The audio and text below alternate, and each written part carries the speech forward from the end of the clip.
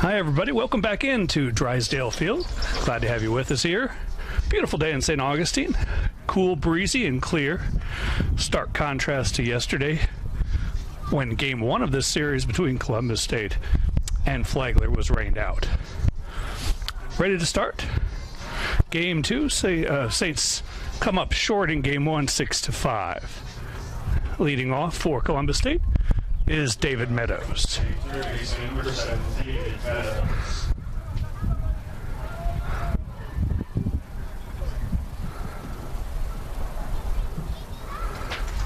Meadows, the third baseman, and he looks at ball one.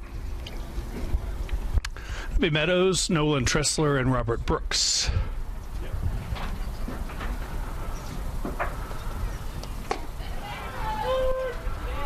And there's a strike.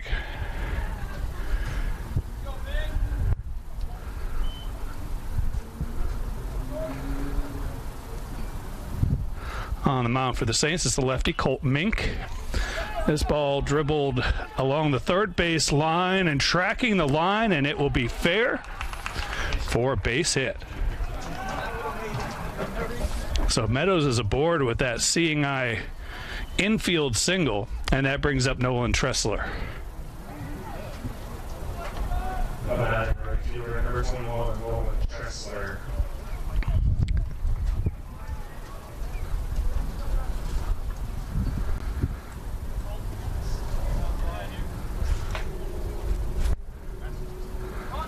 Shows bunt and lays it down. The play is to first, and the Saints will make that play. Matthew Burke to Miles Colangelo. Catcher number 19, Robert Brooks. That brings up the catcher, Robert Brooks.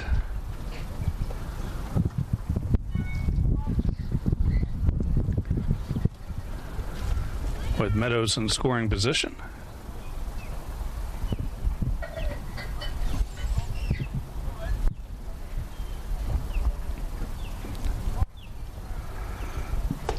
First pitch ball to Brooks.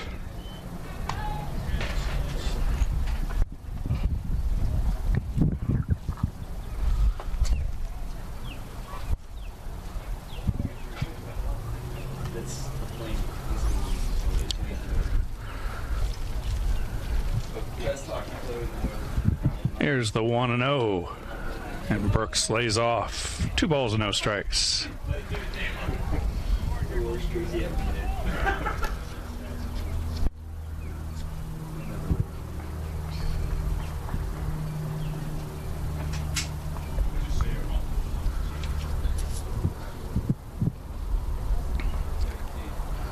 Two and 0. Misses outside. Our umpires today behind the plate, Michael Stewart at first, Donald Daniel, and at third, Mark Morgan.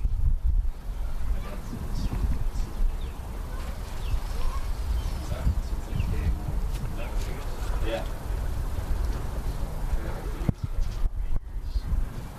3-0 to Brooks. In there, strike one.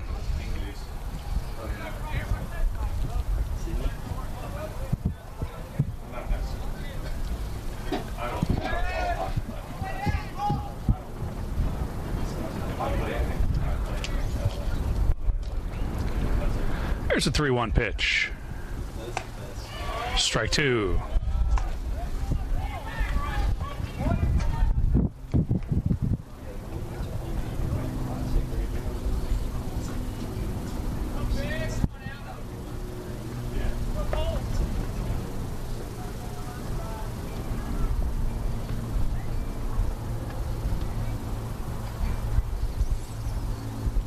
There's a payoff pitch, fouled back.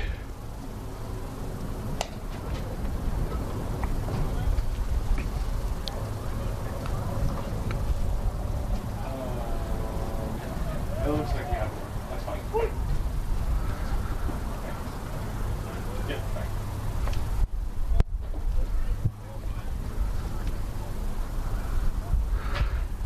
3-2, and Brooks stays alive.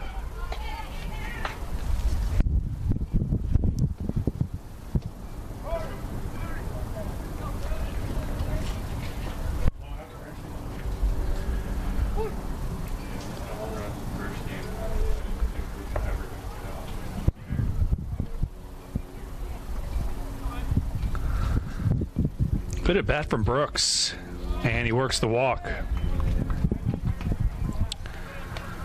So runners at first and second, and the batter would be the left fielder, Dane Bullock. Dane Bullock.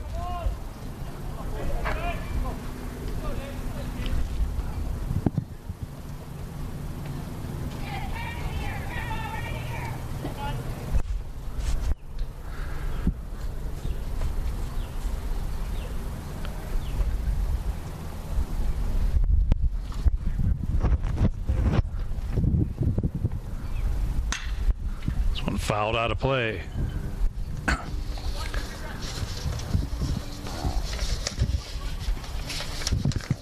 Well, the Saints led the first game 4-0 through 3 innings.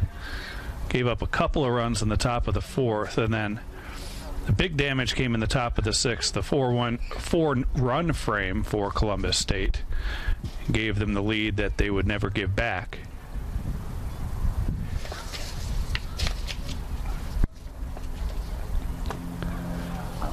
And this pitch is inside.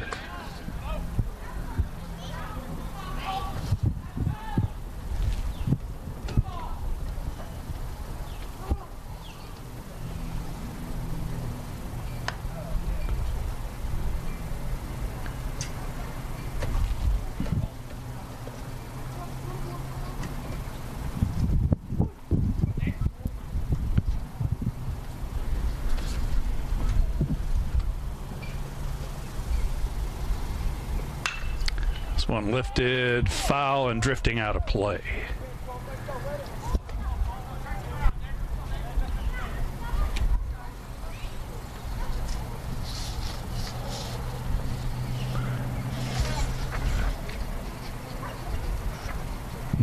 Mink comes an 0-1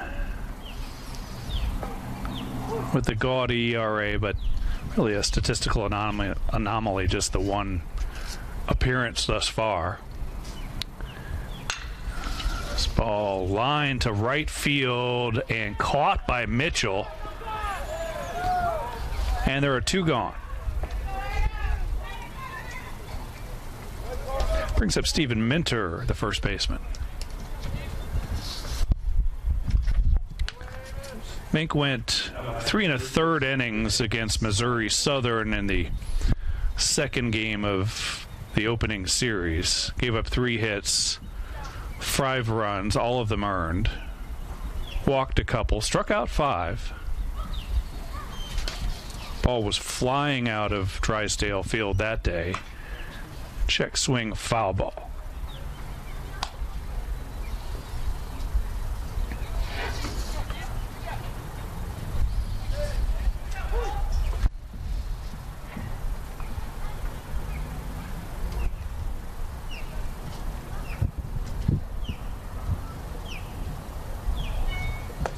A 1 pitch and therefore a strike.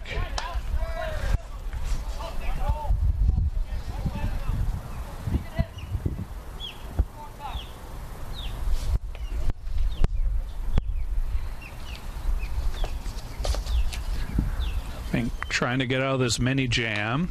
Ball lifted to left center.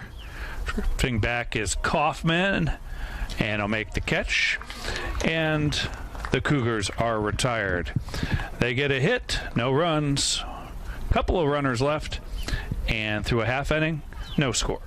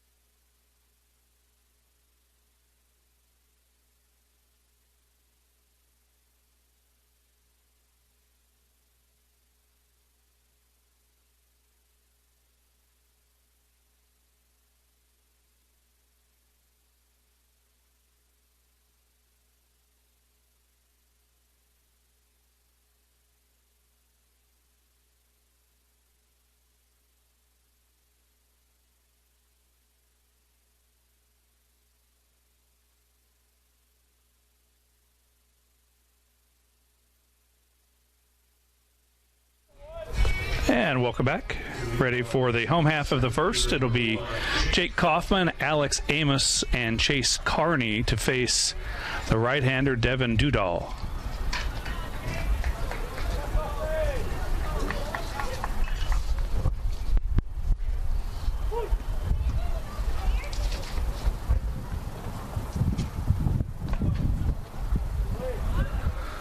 And the first pitch is a ball.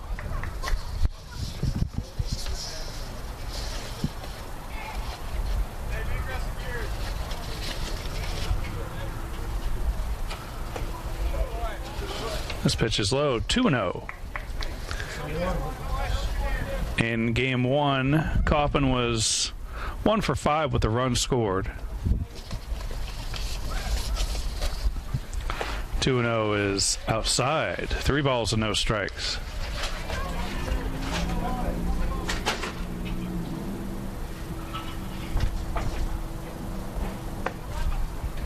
And there's a strike.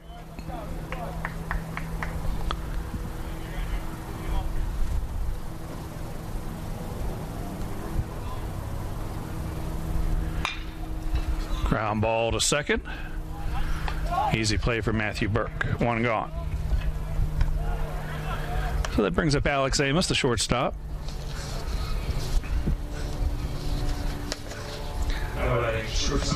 Alex was 1 for 5 with the run scored, had a couple strikeouts.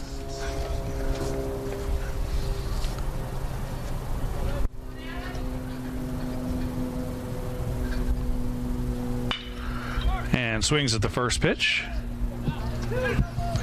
And grounds out to McDade.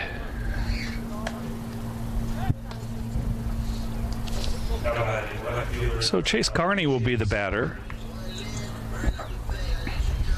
Left fielder.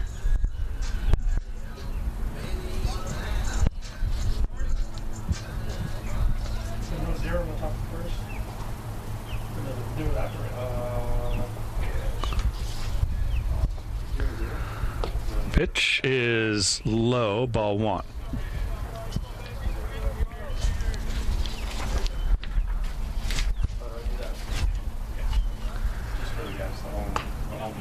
That one catches the outside part of the plate. Gets a little look from Carney.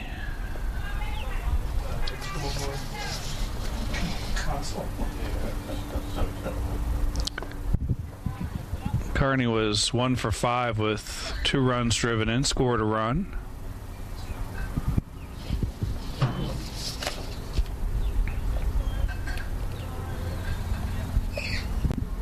Here's the 2-1.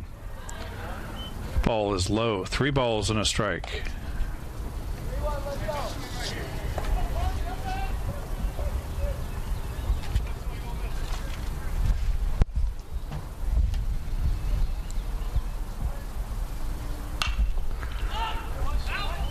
Ball fouled out of play. Dudall is a 6'2" junior right-hander out of Sterling Heights, Michigan, by way of Macomb Community College.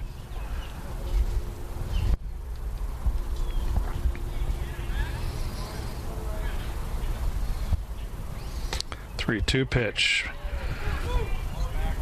Gets away, and the Saints have their first base runner, Carney, with the walk.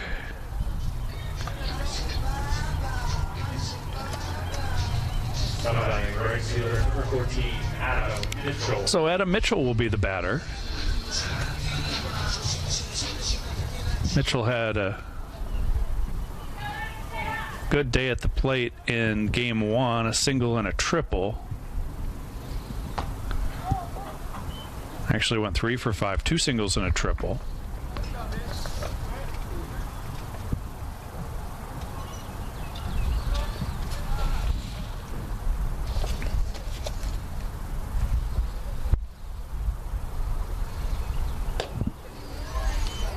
And looks the ball too low.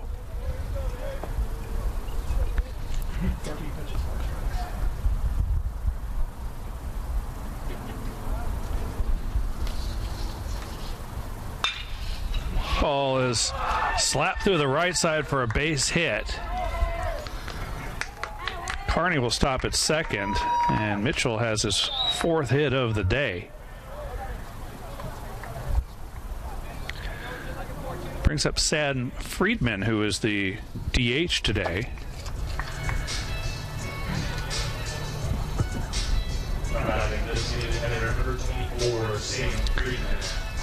Friedman's 2 for 4 on the young season with the run scored.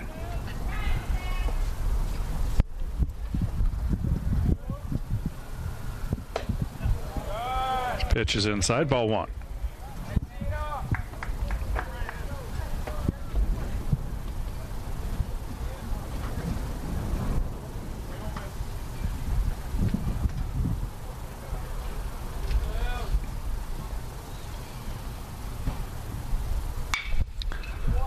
Friedman swings, fouls it back, out of play. 1 ball, 1 strike.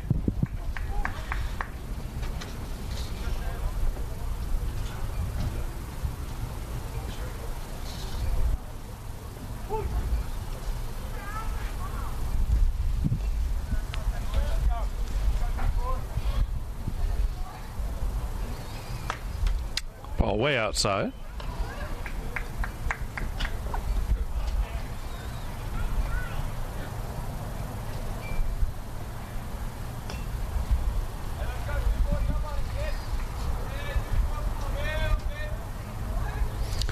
Two, 1 in there, strike 2.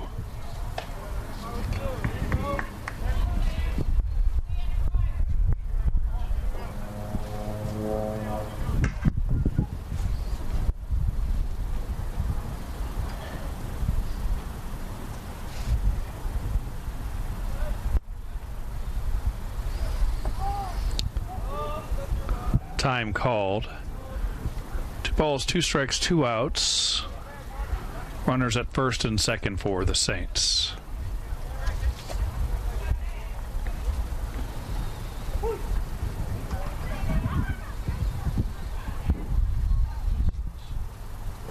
Swing and a miss. Catcher dropped it. Throw down to first. And the inning is over. Well, the Saints get a hit. They leave a couple. Still scoreless as we head to the top of the second.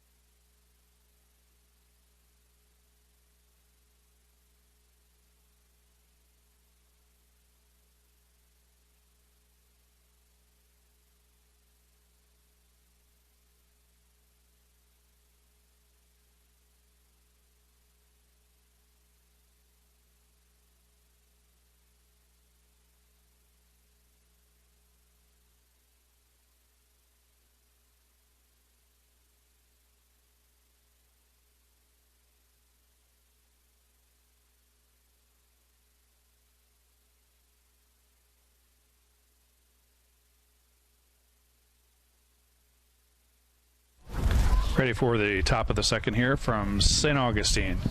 Glad to have you with us here on the PBC Network. Johns.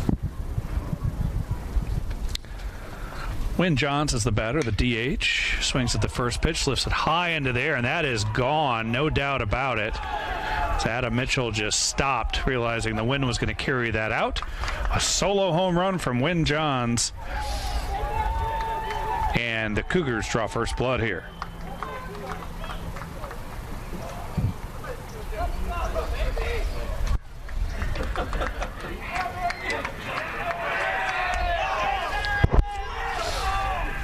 So just like that, it's 1-0. And the batter is the shortstop, Isaac Boughton.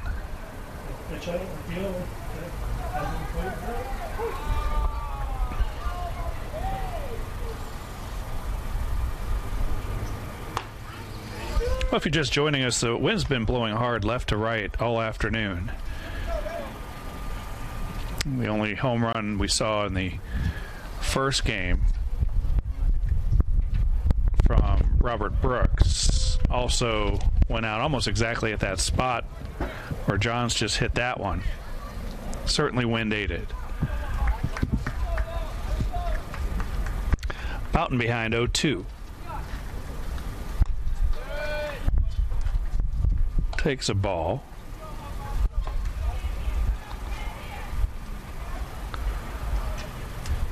Colt Mink, a 6'1" senior from Palm Harbor, Florida. Played his junior college ball at Santa Fe College in Gainesville. 1-2 pitch is low. Started all 6 games he appeared in a year ago. 3-2 record with 1 complete game, a 2.80 ERA. Here's the 2-2. And the count is full.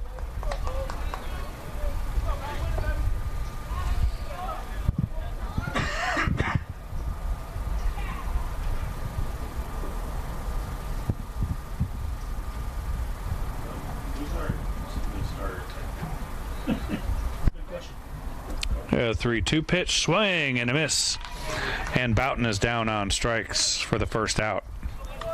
Brings up Matthew McDade, the second baseman.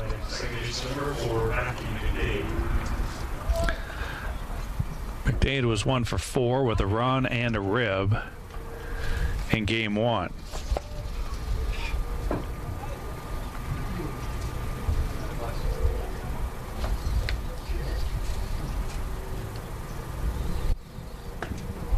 First pitch strike. Kind of an interesting situation in game 1 with McDade. He was at bat, trailing in the count 1-2, and the Saints brought in Airy in relief, and McDade ripped a 2-out single for an insurance run, and that was the difference in the ball game. Behind here, 0-2. That pitched in the dirt.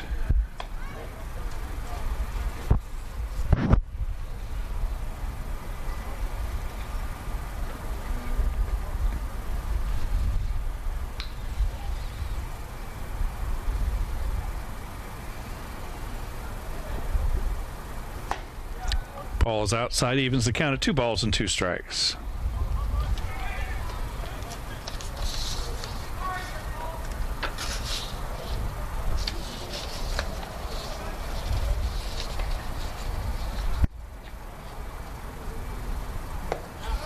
Now works the count full.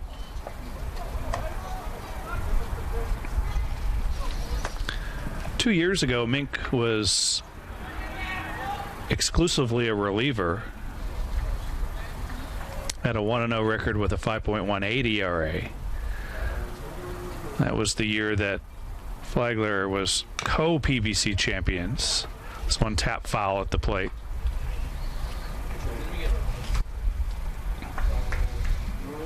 Before that, 2 years at Santa Fe College.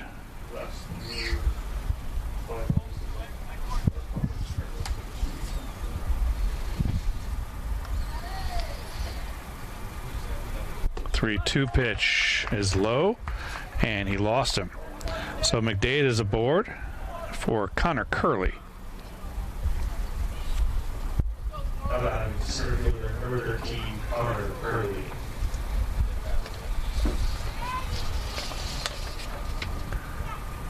Greg Appleton picked up his 822nd win at Columbus State earlier today.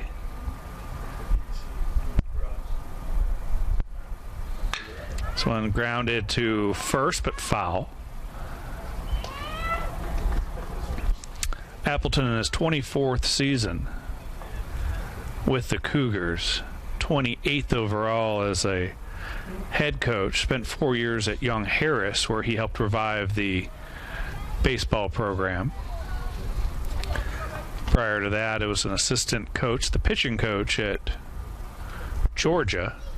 Here's the 0-1. High, ball and a strike.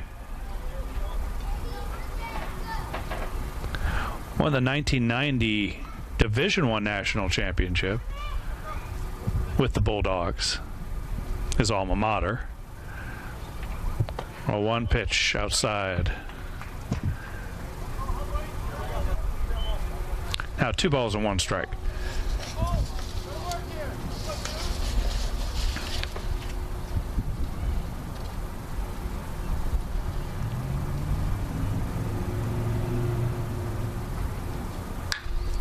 Ball fouled out of play. Appleton and the Cougars have made it to the D2 National Championship game 3 times, winning it in 2002.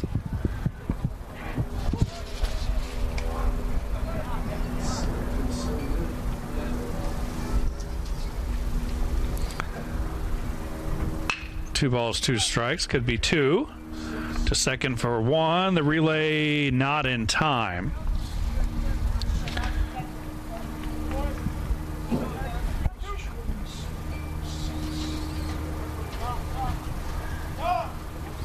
So 2 go on and back to the top of the order, and David Meadows. Number 7, David Meadows.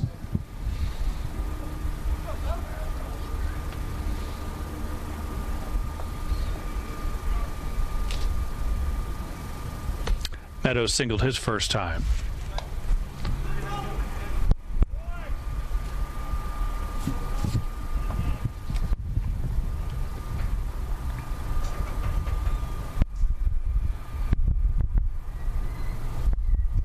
And this ball gets by Keith. And Curley will move up a base.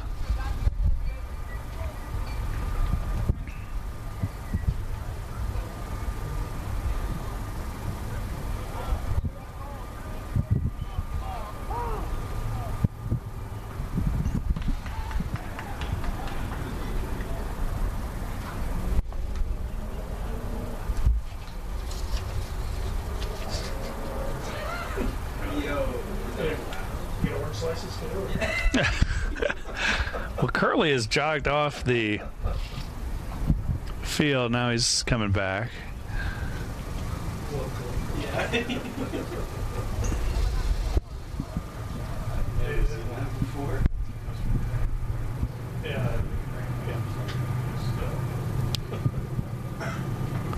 Is he cramping up? Yeah.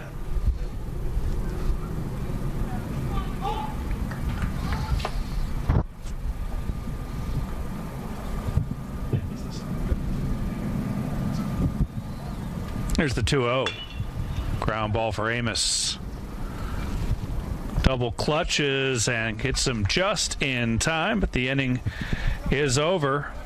Damage, though, done by Wynn Johns, a solo home run to lead off the inning, and it's 1-0 Columbus State.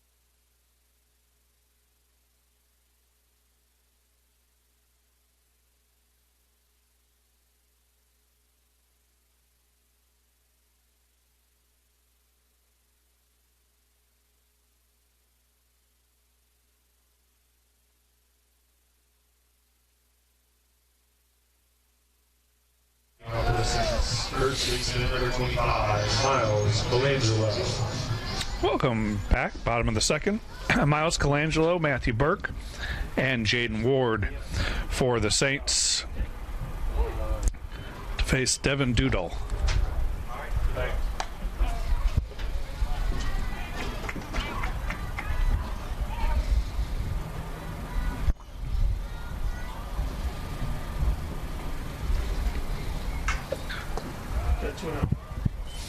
Two balls, no strikes to Colangelo. Colangelo was 0 for 4 with an RBI in game 1. Now 3 balls, no strikes.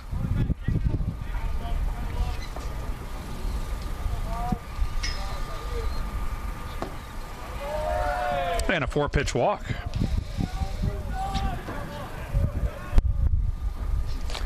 Brings up Matthew Burke, the second baseman.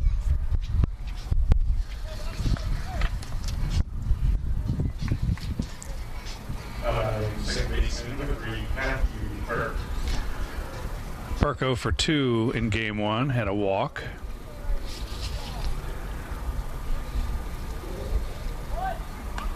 Shows bunt, fouls it back.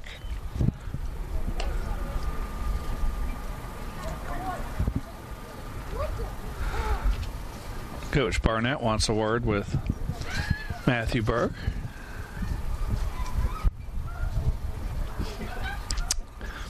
A strong word.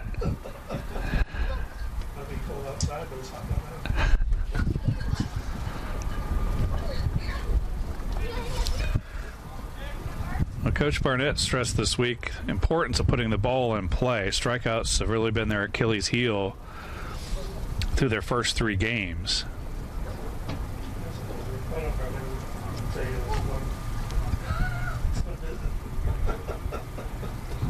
The 0-1 grounded foul.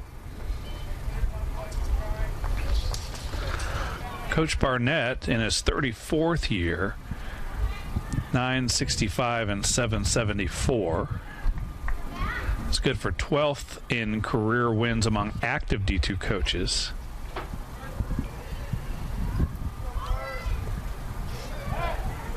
Check on the runner.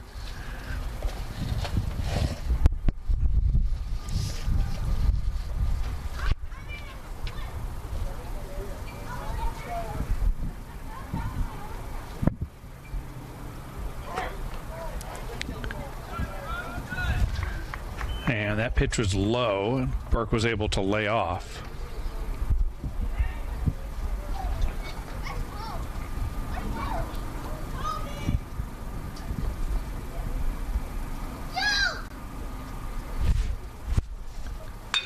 This one lifted into right field, and it'll fall in there for a hit. Colangelo had to pause for a moment to make sure that ball wasn't caught. So he ends up at third base. Burke has a double, and the Saints are in business second and third with nobody out, and Jaden Ward the batter. Jaden Ward.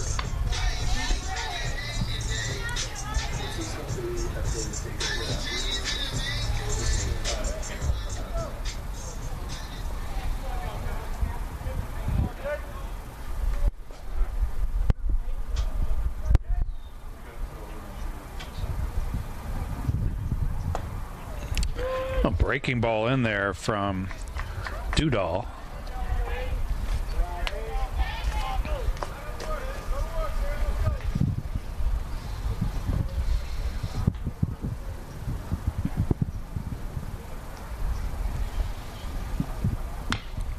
Oh, 1 pitch swung on and fouled off.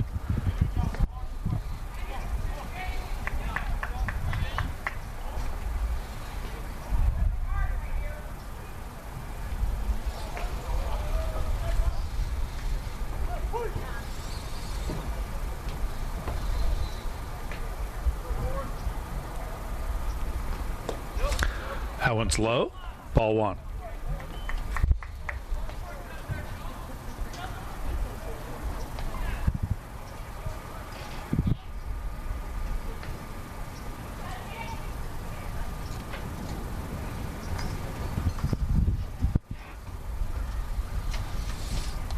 One 2 pitch also misses. Blocked by Brooks.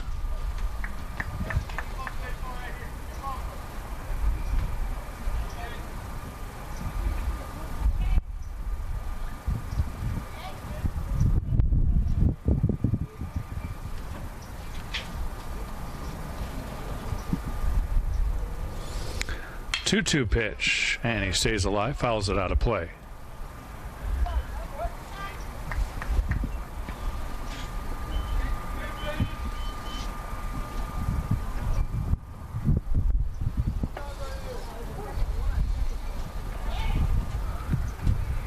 Dudal steps off.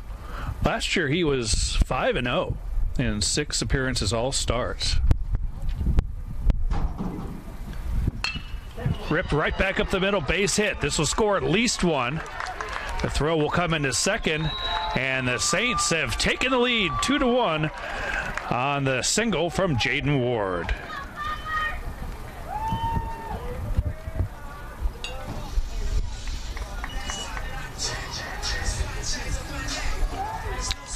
Well, now to the catcher, Tyler Keith.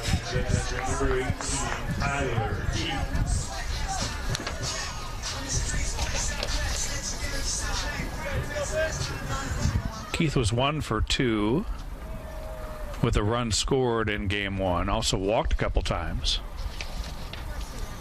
First pitch fouled back, 0-1.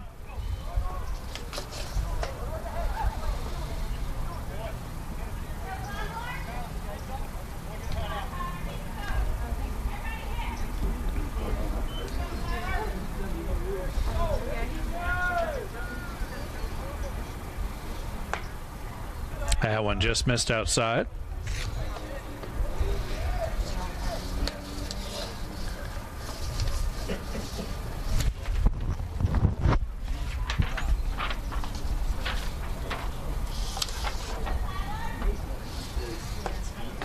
Nice looking breaking pitch. 1 ball and 2 strikes. There's nobody out, right? That's right.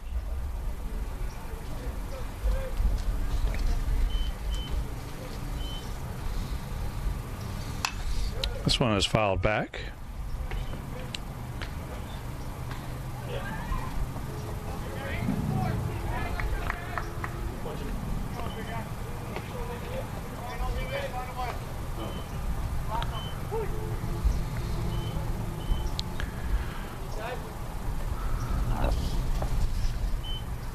Swing and a miss, and that is the first out of the inning. Keith goes down swinging. Back to the top of the order, and Jake Kaufman.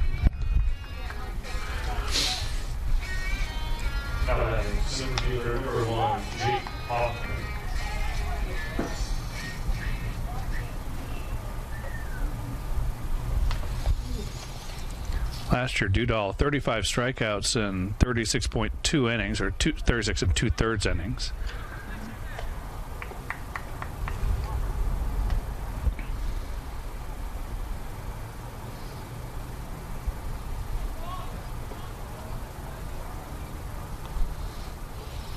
One-oh misses inside.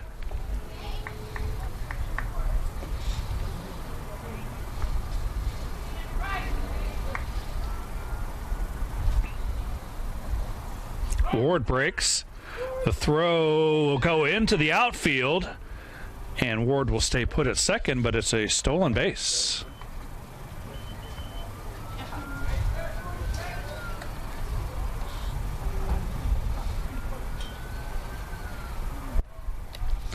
So Ward moves up into scoring position.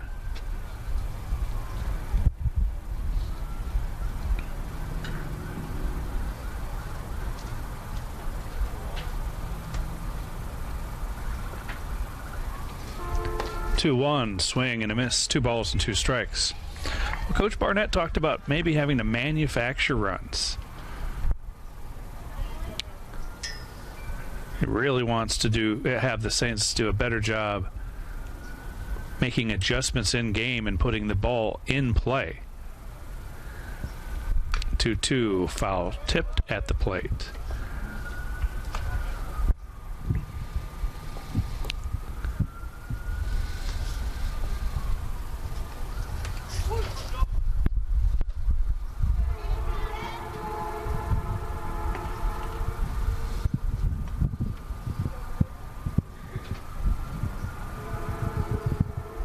Two, tap foul again. –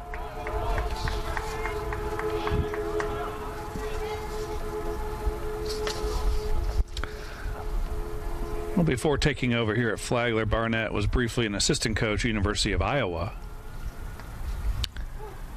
Did double duty for the Saints, serving as the athletic director in addition to the head baseball coach for 15 years. Count is full to Kaufman. Good at bat here for Jake.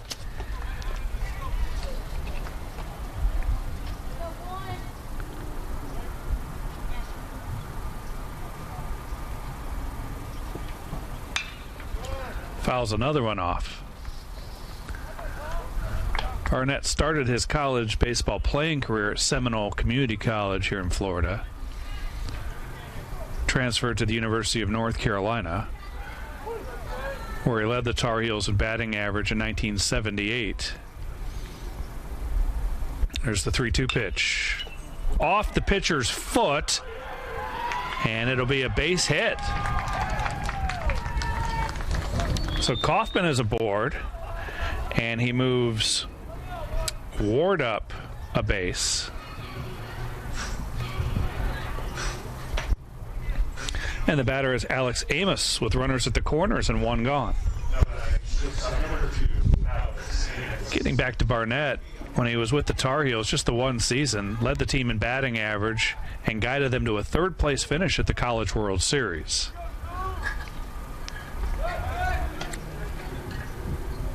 He then signed with the Montreal Expos organization, played one season in the minors.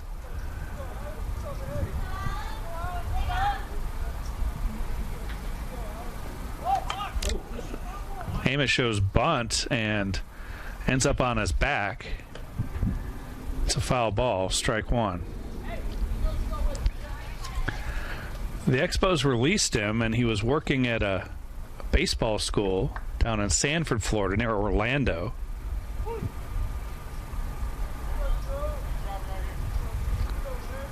One pitch, shows bunt again, and again fouls it off.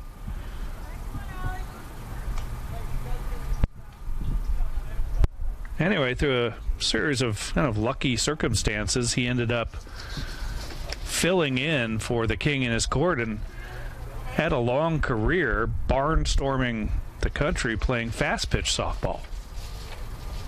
0-2 to Amos, and he strikes out. 2 gone for Chase Carney.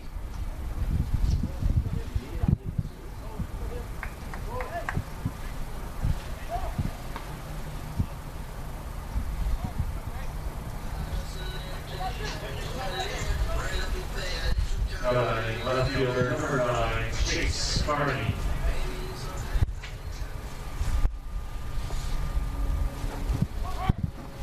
Runner goes on the pitch, and it's stolen base for Kaufman.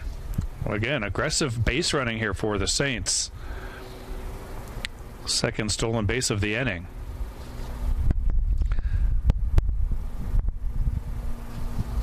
Second and third for Carney. Strike one.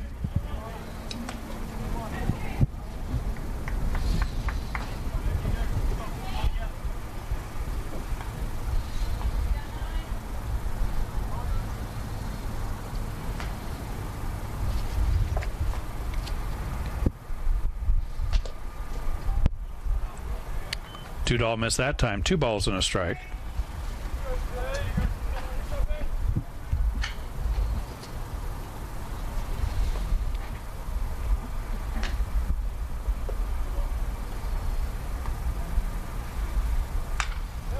Fouls this one off, evens the count. Ward is taking a big lead down there at third and kind of bluffing down the baseline as the pitch is delivered.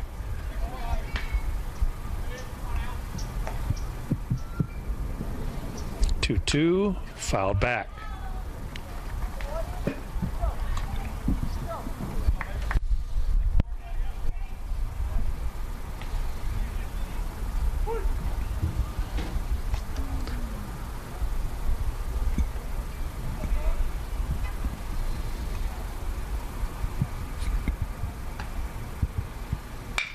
This one, again, off the pitcher. This will score a run. And the Saints are hitting the ball hard and a couple of times right at Dudal. Carney with an RBI infield single.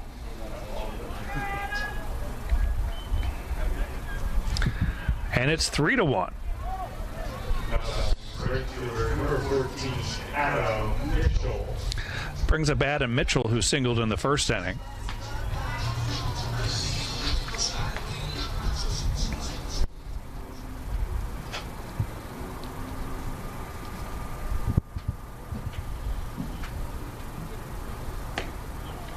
Pitch is outside.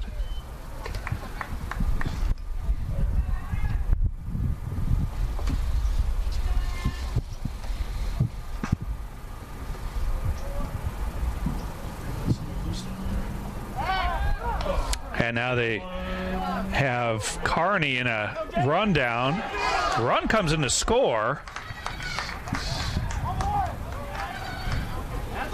And he ducks under the tag, and he is safe! The Cougars don't like it. But it looks like somehow Chase Carney ducked underneath that tag in the rundown. A run comes in to score. And it is 4-1.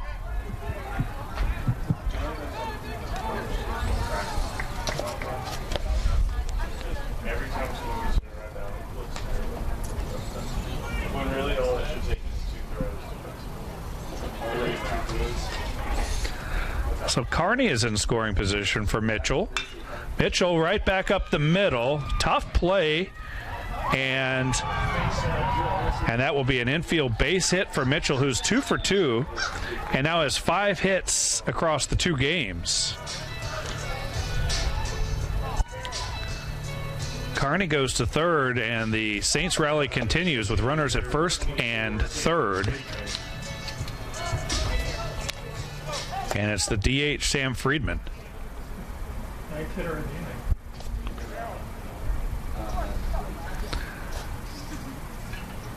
Freeman is the 9th batter of the inning for Flagler. 4 runs already in.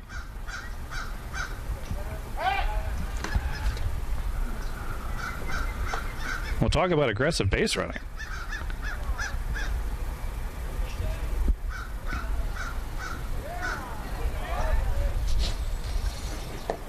Pitch is low.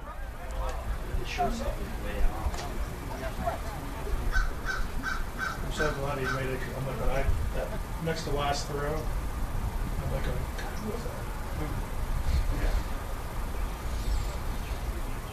that? Breaking pitch for a strike.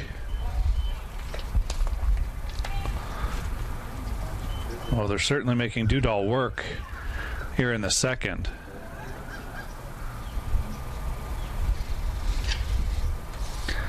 Five hits, 4 runs scored in this inning. And he misses upstairs and outside.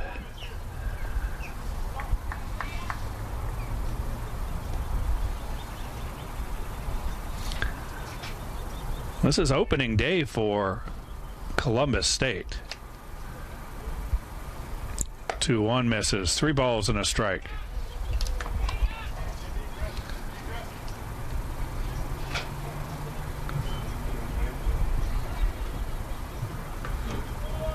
Fifth game of the year for the Saints.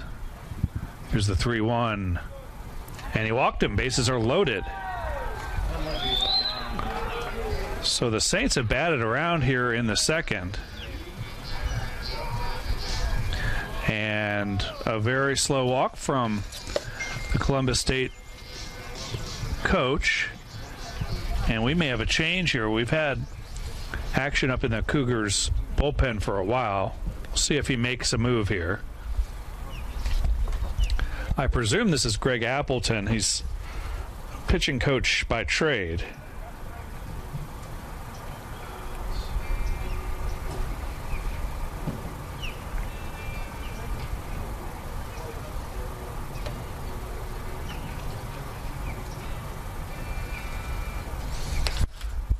Just reading the body language out there, Dudal looks flustered.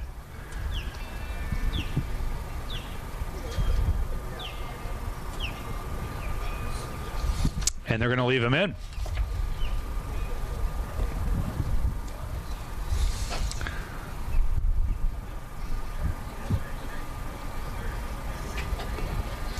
So Miles Colangelo will bat for the second time in the inning. He led off this frame with a walk, came around to score.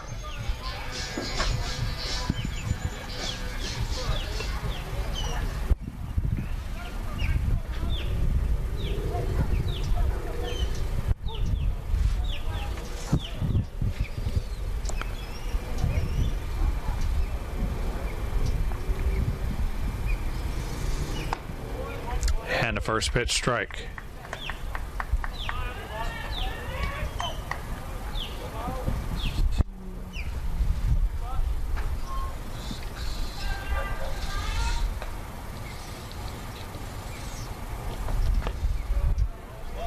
That one missed. 1 ball, 1 strike.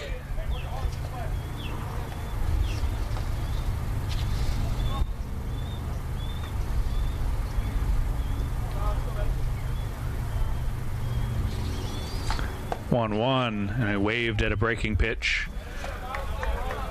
1-2 now.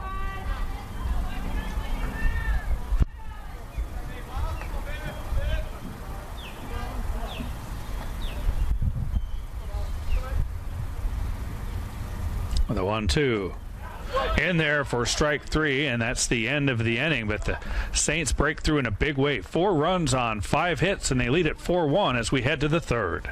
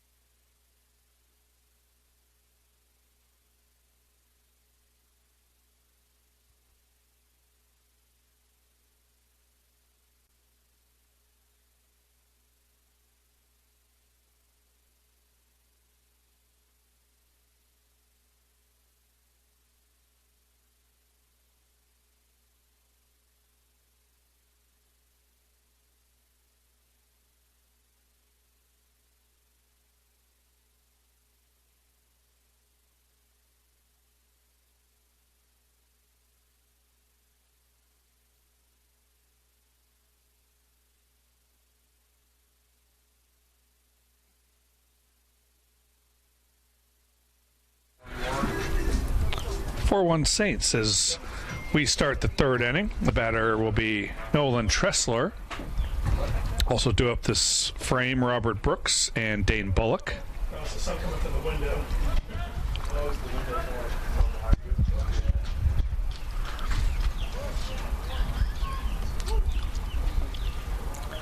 You want to stay there? And this one is upstairs and outside. Long break there for Colt Mink, but I'm sure he'll take the 4-1 lead with no complaints.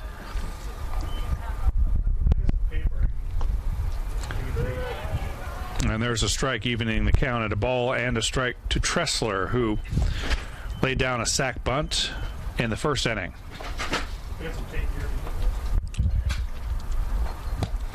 1-1 misses. 2 balls and a strike.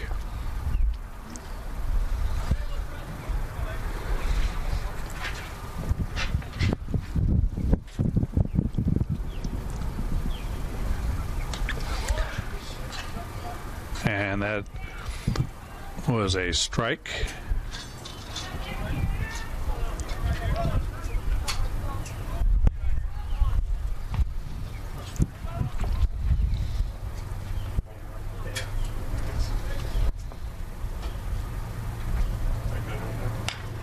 This one tapped to Ward at third.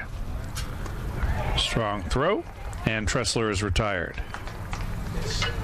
Brings up Robert Brooks, who walked his first time, the catcher. Brooks with that solo home run in game 1. the country by 19, Robert Brooks.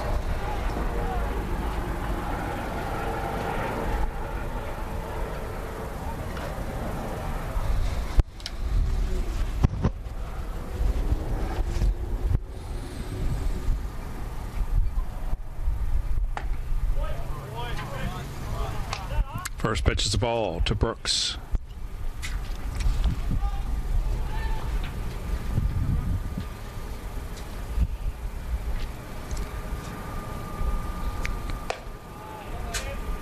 Two and 0.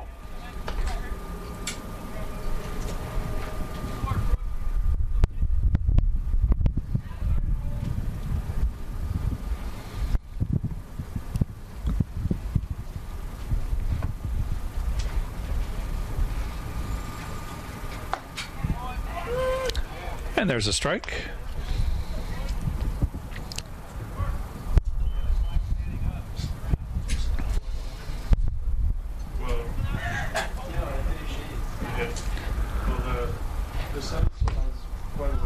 A 2-1 misses. 3 balls and a strike. Mink up to 48 pitches now through 2+ innings. Coach Barnett not shy about bringing in his relievers. 3-1 lifted to right field, going back at the wall, and it is gone. A home run for Robert Brooks, second of the day, and it cuts the lead to 4-2.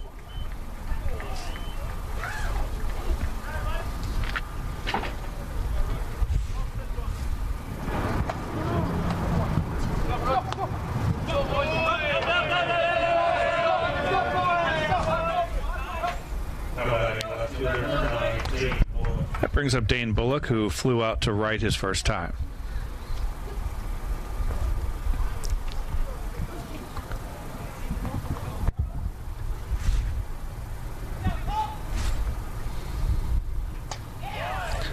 Spins one in for a strike.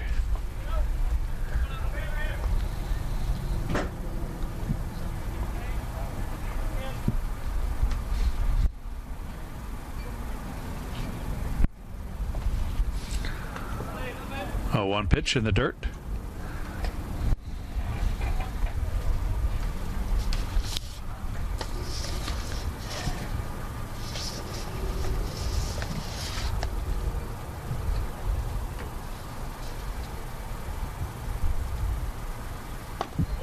Swing and a miss, strike 2.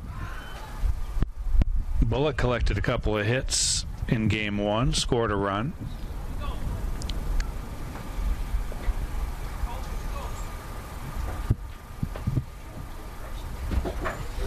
Was also hit by a pitch in the head.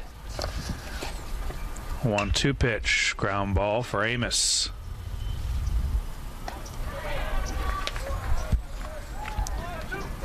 Two outs. Batter Stephen Minter. Now batting first base, number 10, Stephen Minter. Minter flew out to center in the first.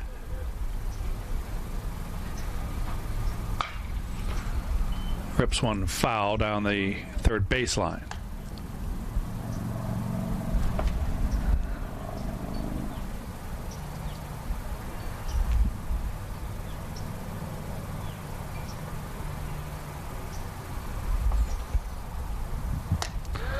A 1 pitch, tails outside.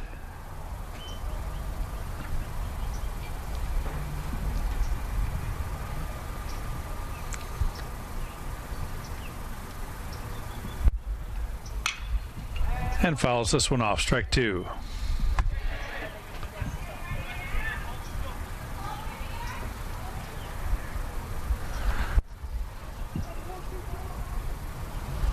Minter is a sophomore from Powder Springs, Georgia, transfer from Columbia State Community College. 1-2, fouled back.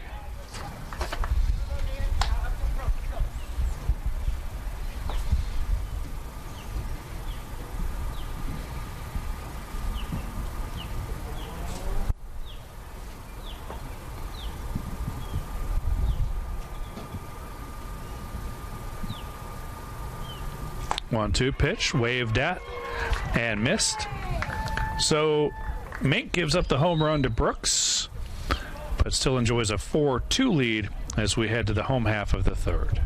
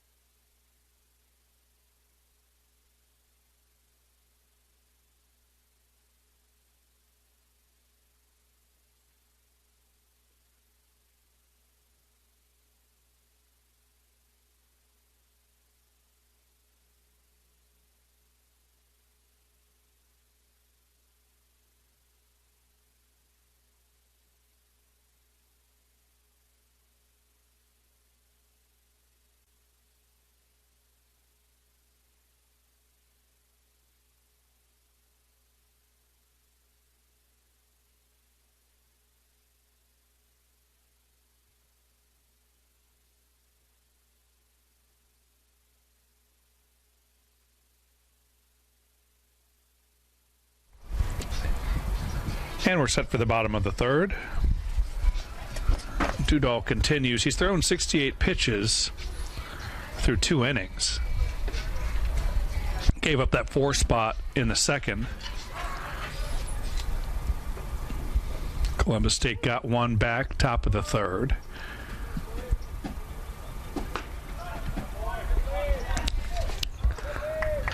Misses to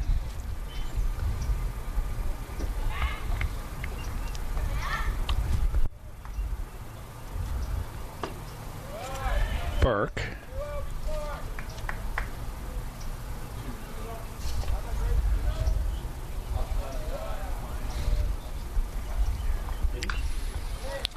This one tap foul. Burke doubled and scored in the second.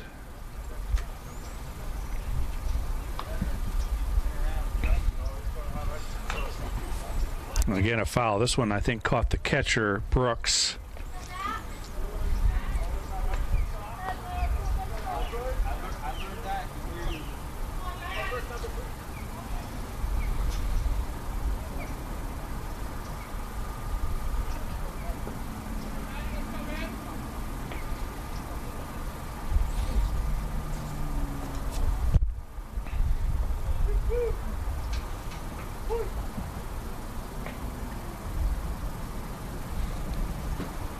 One grounded foul. 2 balls and 2 strikes.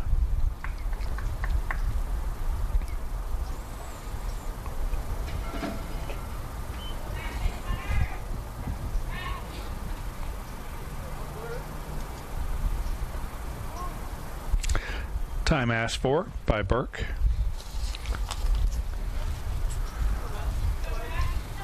Well, Burke was up there after that leadoff walk to Colangelo and looks at strike 3. First out here in the third. And Burke fouled off a bunt attempt, and Coach Barnett called time and gave him a stern talking to, and then Burke promptly hit a double. But he strikes out here, and the batter will be Jaden Ward, who singled, drove in 2 runs, and then stole a base.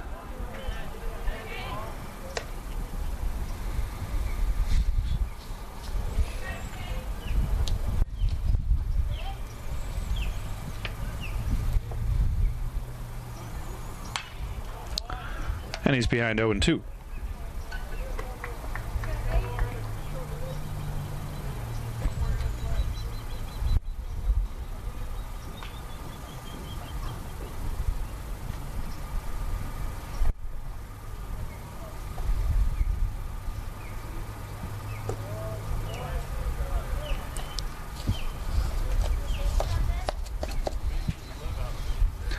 Ward just coming back from injury.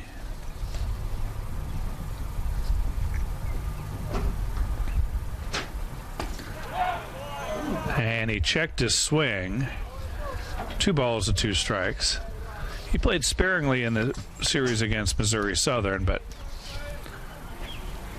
is back at full strength and has started both of these games here. 2-2 pitch, swing and a miss, and a strikeout. So 2 gone via K, and that brings up Tyler Keith.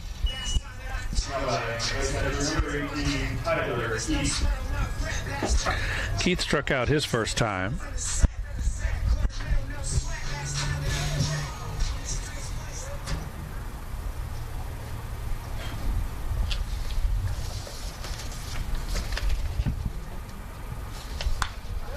Swings and fouls the first pitch back.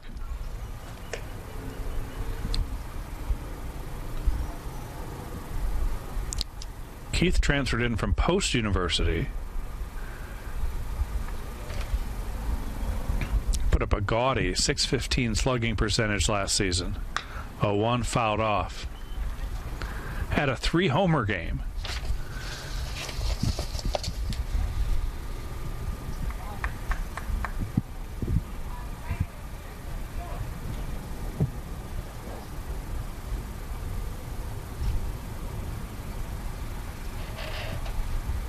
The 0-2 pitch. Low, ball 1.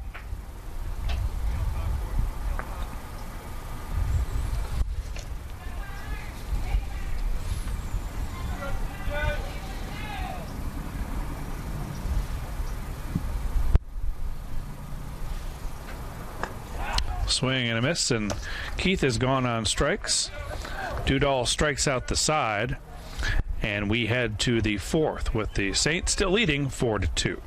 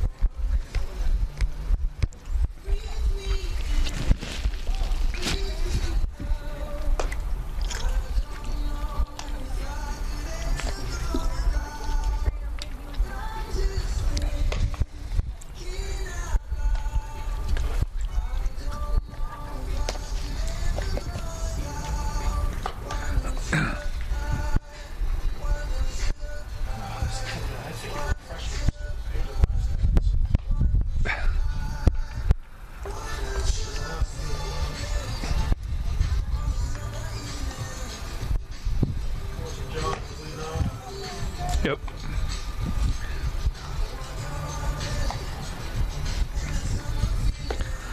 And welcome back. Top of the 4th inning. Batter will be Wynn Johns, who has a solo home run. Both runs for the Cougars today coming via the solo shot. Designated hitter number 12, Wynn Johns.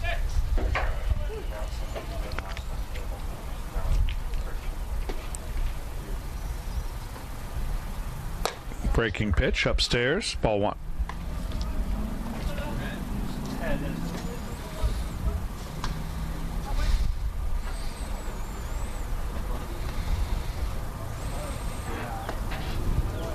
Another good-looking breaking ball. That one in for a strike.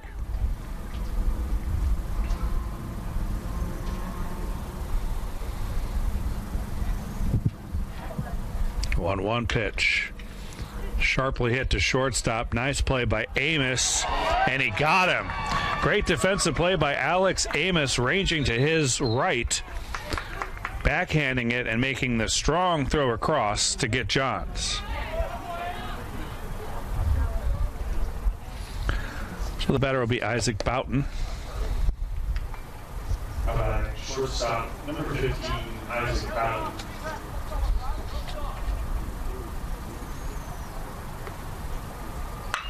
And this one hit a mile in the air. And it is gone. Another solo home run, this time from Isaac Boughton. And he cuts the lead to 4-3. Cougars playing long ball here in game 2.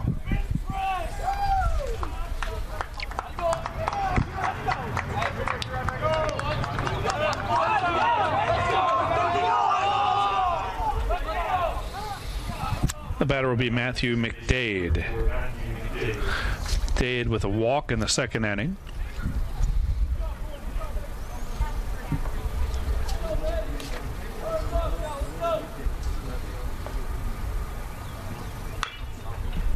Fouls off the first one.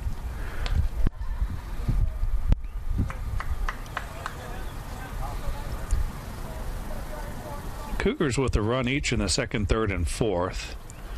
Saints got 4 in the second and had the bases loaded when the inning ended. Swing and a miss, strike 2.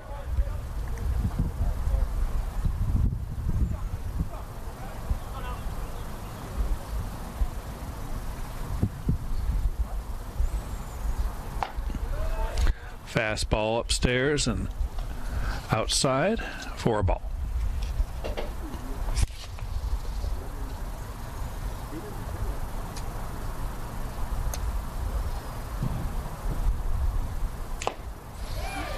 Foul tipped into the meat, and it's a strikeout. 2 gone. Brings up Connor Curley. Number 13, Connor Curley. Curley grounded into a fielder's choice in the second.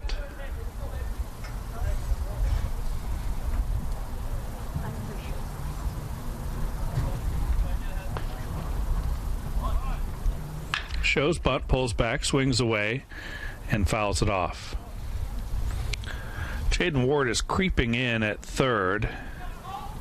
Starts even with the bag and then takes a couple of steps in on the infield grass.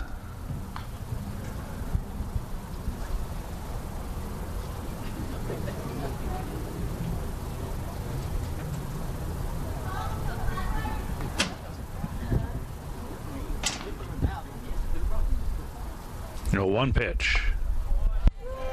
Caught the outside part of the plate.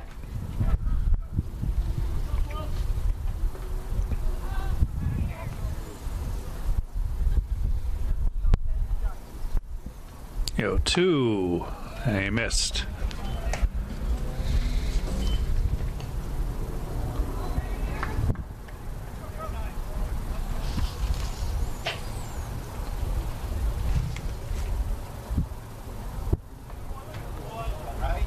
And that evens the count at 2 balls and 2 strikes.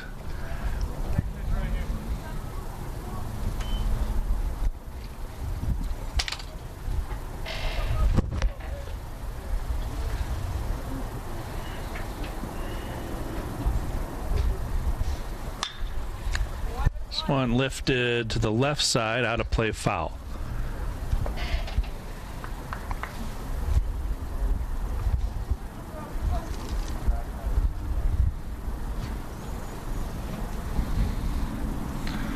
Balls and 2 strikes, swing and a miss. Keith will throw down, and the Saints do just complete the play. That's the end of the inning. Saints still lead it 4-3, but the Cougars get a home run from Boughton to climb within 1.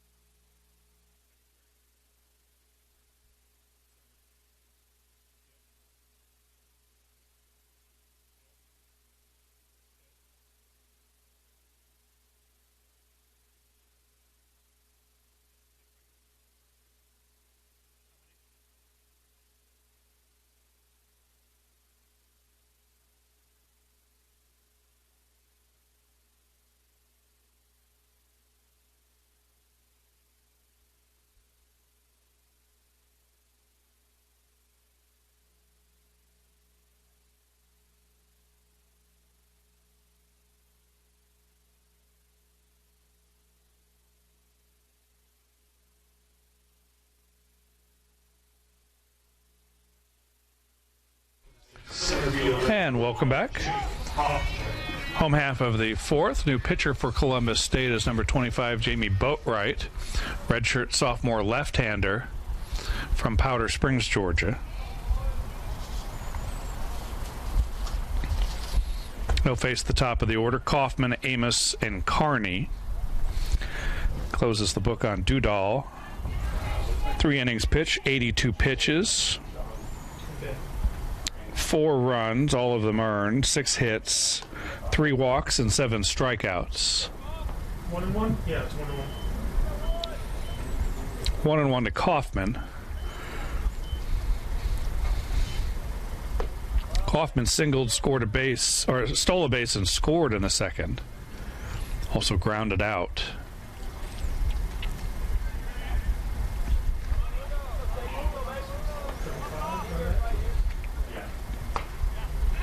Breaking pitch for a strike.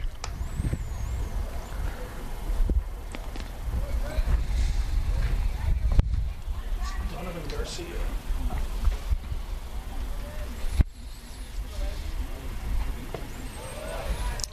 Ball is low.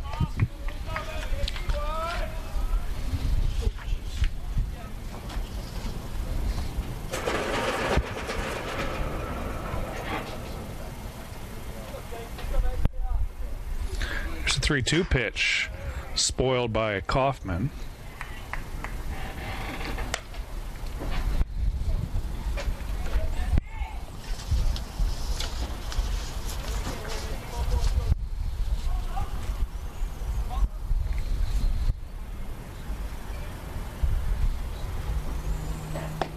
Three-two pitch, waved at and missed by Kaufman, and he's the first out of the fourth. Pinch hitter coming to the plate is Donovan Garcia, number 35, 5'9", 170-pound freshman from Odessa, Florida, placing Alex Amos in the lineup.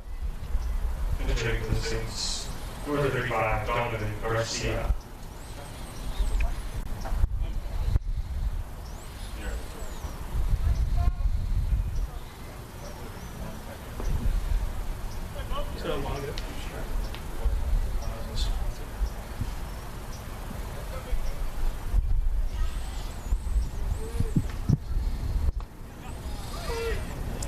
First pitch, strike to Garcia.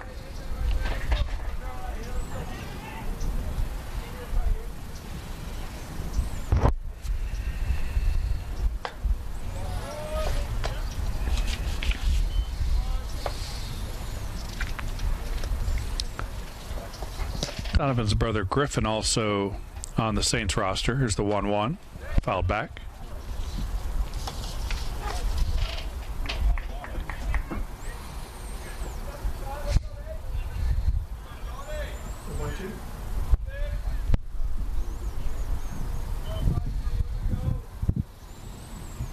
One-two pitch is spoiled.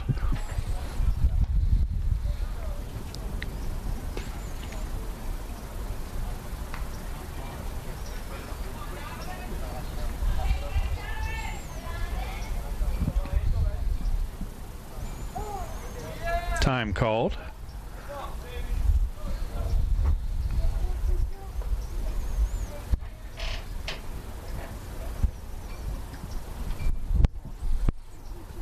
One-two pitch is bounced up there.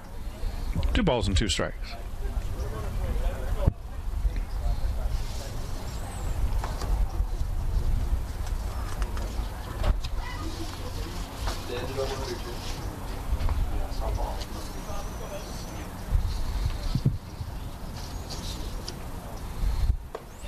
Swing and a miss, and Garcia is retired.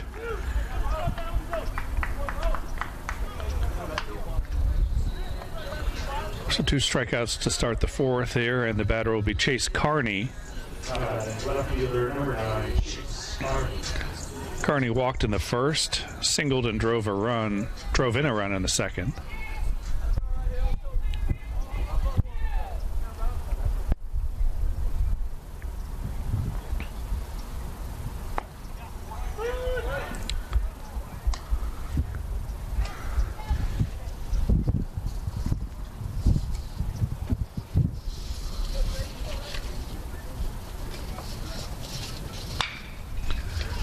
grounded to second for McDade, and a 1-2-3 inning for the new pitcher, Boatwright. Saints continue to lead it 4-3 as we head to the fifth.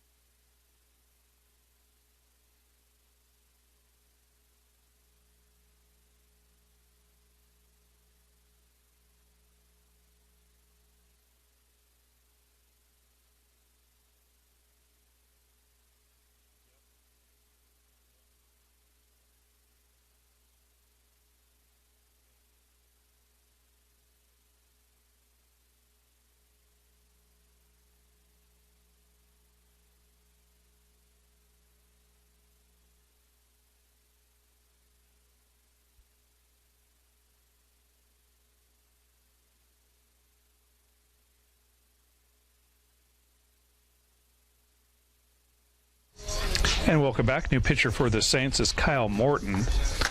Morton was supposed to be the third starter in this series, but there's only 2 games because of last night's rainout. So Morton getting some action here in relief of Colt Mink, who went 4 innings, allowed 3 runs, all of them earned, gave up 4 hits, walked 2, and struck out 4.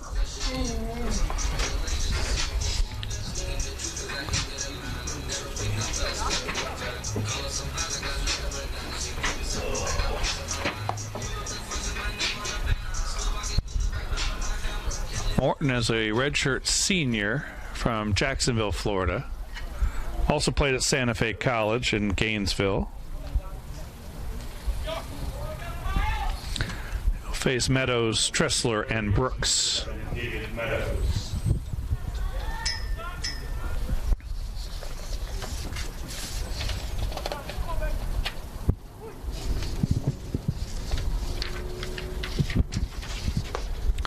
Meadows is 1 for 2 with a single and a ground out.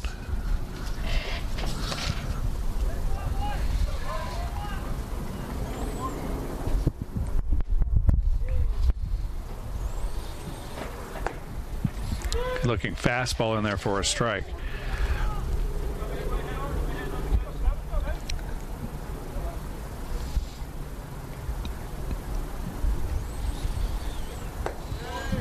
One pitch, misses. Last year, Morton made 1 start through 2 scoreless innings with 4 strikeouts against Assumption. I think that was the last game before it was canceled. The season was canceled last year.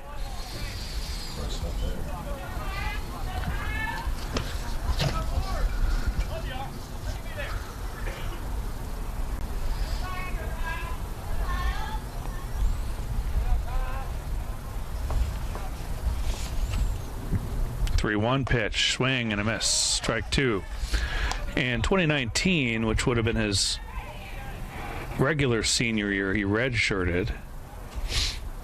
And back in 2018, made 6 appearances with 3 starts, 2-1 record with a 3.47 ERA. And he gives up a leadoff walk to Meadows. So Nolan Tressler will be the batter. 0 for 1 with a sacrifice bunt. Great fielder, number 21, Nolan Tressler.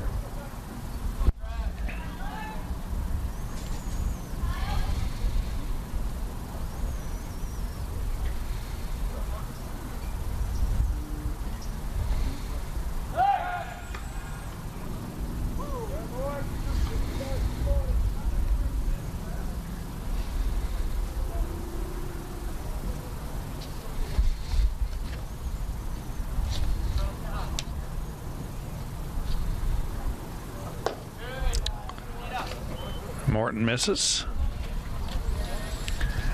Think about the offensive players that are gone from last year with Flagler, probably most notably Aaron Anderson.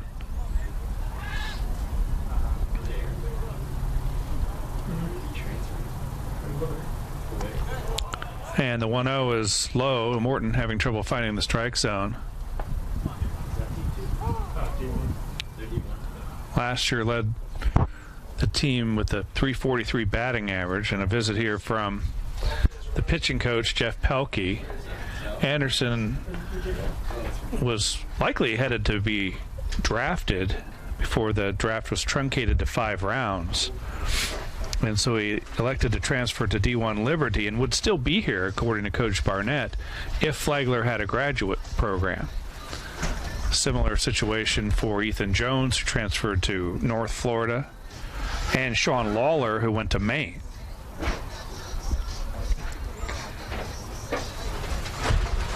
All productive pieces for the Saints, gone to Division I baseball.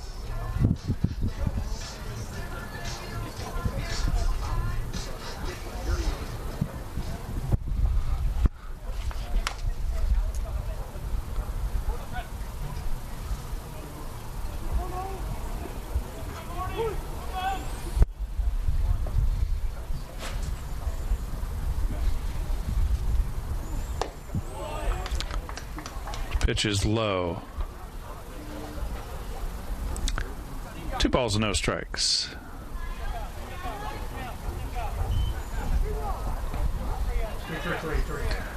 Actually, 3 balls and no strikes.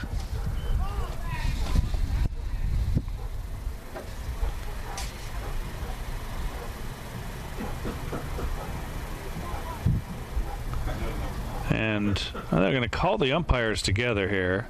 Is this to sort out the count? I think it is 3-0.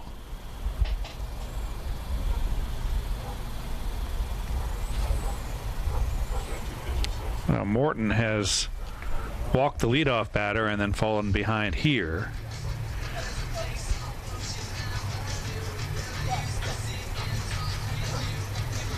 As the shadows start to creep across Drysdale Field.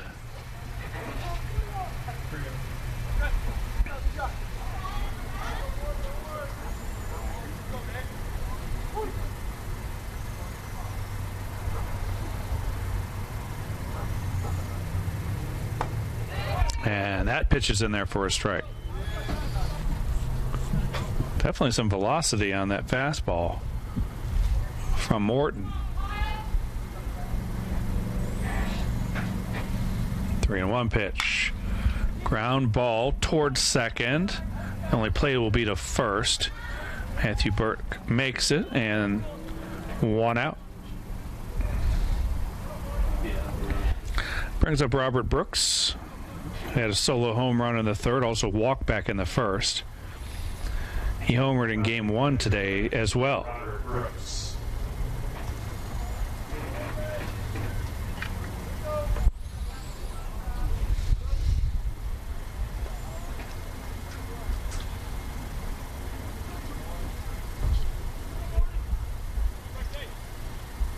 What the hell is that? Oh, okay.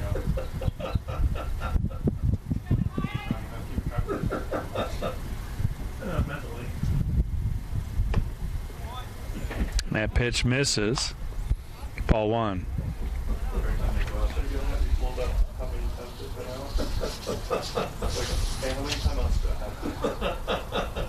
How many do you want to have? It's like basketball. When you just asked me and you had 3, then you just took 1.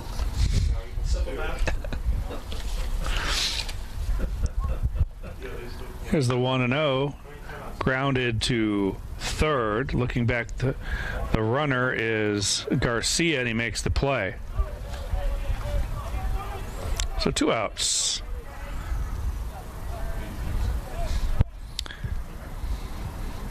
And the batter will be Dane Bullock. Bullock 0 for 2 in this game.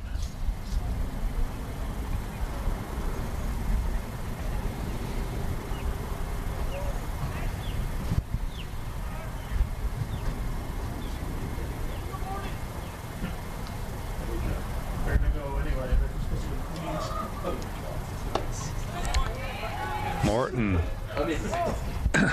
powers a strike in there for strike one.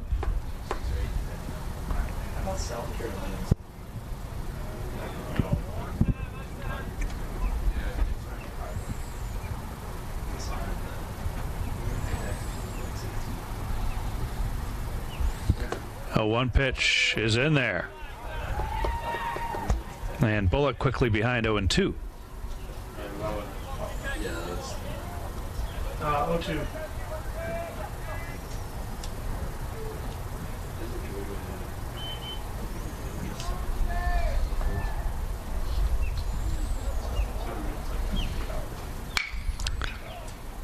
Ground ball to Ward at short. Throw is skipped in there. The runner coming around third fell down, but now the throw gets away from Keith, and the tying run will come in to score. 6 and an E3. So 2 errors on the play, E6, E3. And Meadows comes around to tie the game. Bullock ends up at second base on what should have been the end of the inning. And it's Stephen Minter, the batter.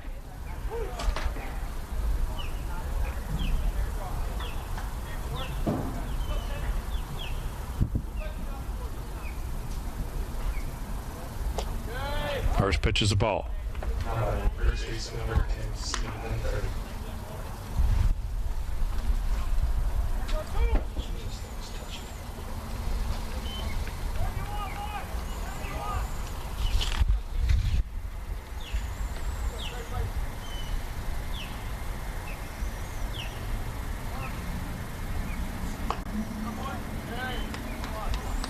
Two and 0.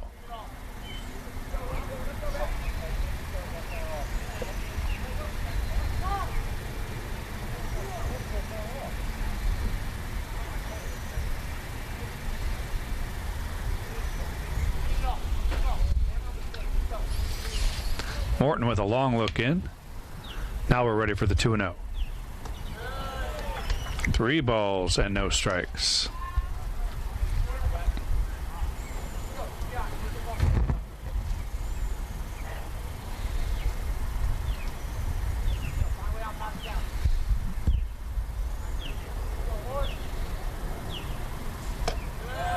He lost him on 4 pitches. A 2-out walk to Minter, and the batter be Wynn Johns, who has a home run in this game.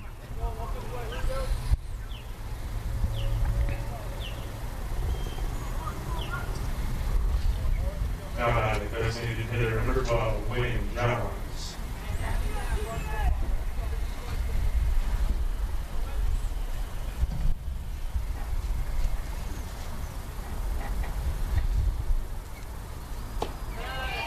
There's a strike.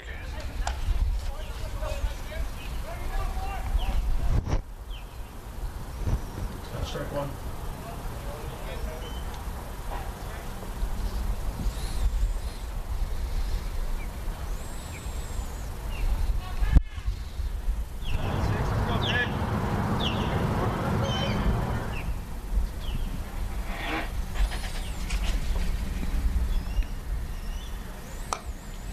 A 1 is outside, a ball and a strike.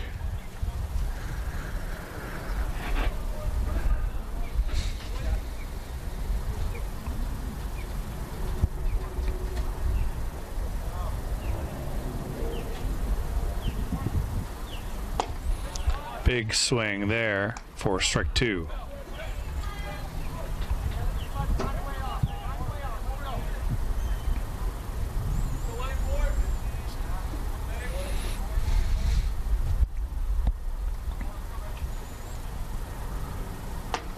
Swing and a miss, and that ends the inning, but not before the Cougars push across the tying run. It's unearned as we head to the home half of the 5th. We're tied at 4.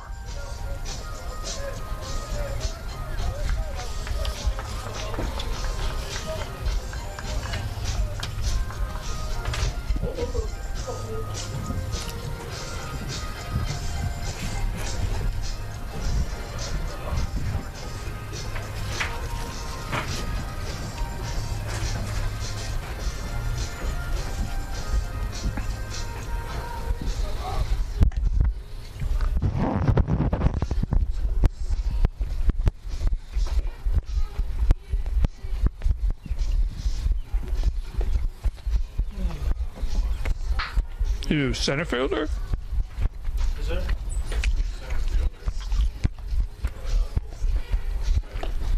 21.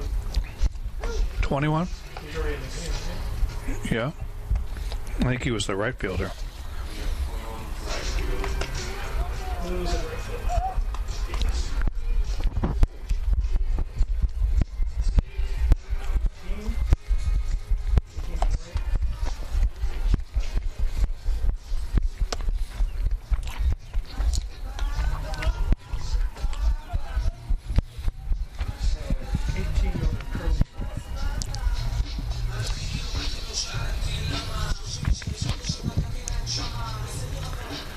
Leading off for the Saints.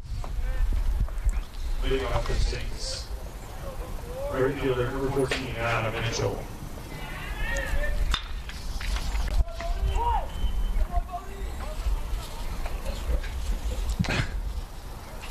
Oh, one pitch, one out. Adam Mitchell's retired.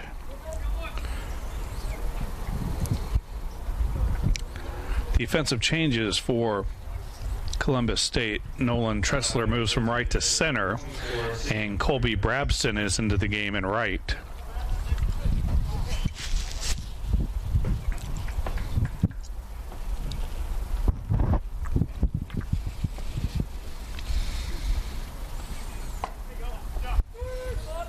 Batter is Sam Friedman, the DH. 0 for 1 today with a walk.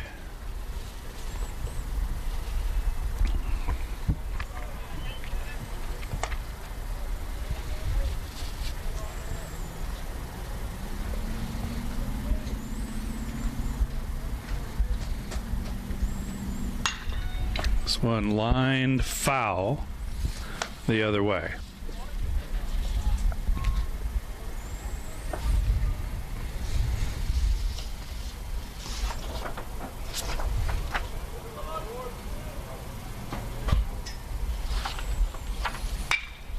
And a base hit.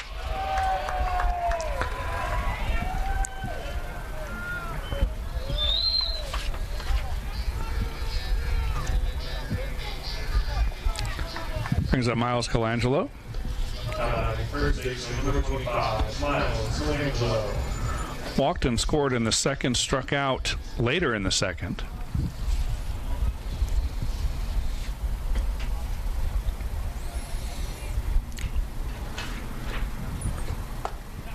Looks at strike one.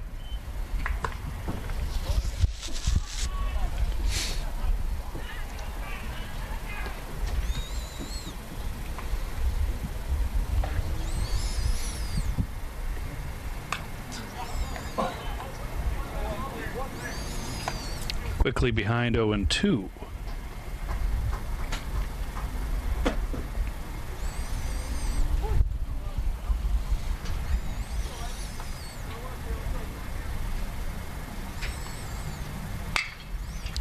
Sharply hit at second, could be 2. To second for 1, the relay not in time.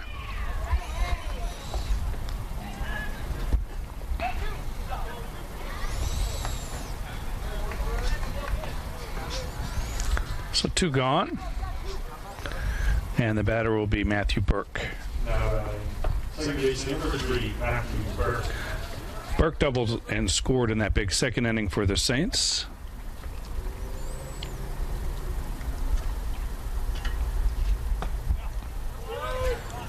Strike on the inner half.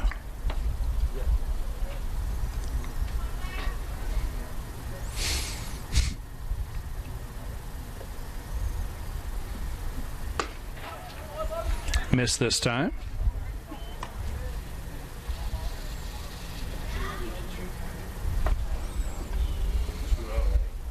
Oh, 1-1.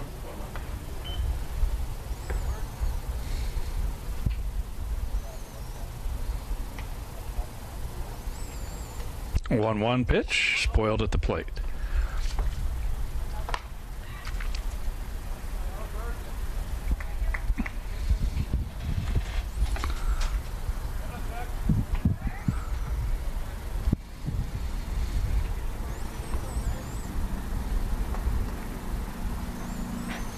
And the 1-2 missed outside evening the count. So Devin Dudall started the game with the first 3 innings for Columbus State, gave up 6 hits and 4 runs before giving away to Jamie Boatwright, who was not allowed a run. Check swing foul. Boatwright's allowed 1 hit and struck out 2 so far.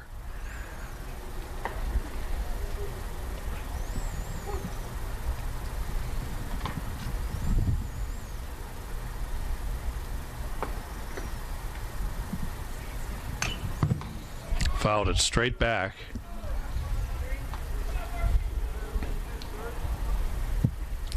We just squeeze everything. She squeezed bunted. Everything. Yeah, have the squeeze. Just go to run. We're up 3-2 now. And that catch me off guard. Yeah. Who's the last person I did? And the 2-2 again. Fouled off. Yep.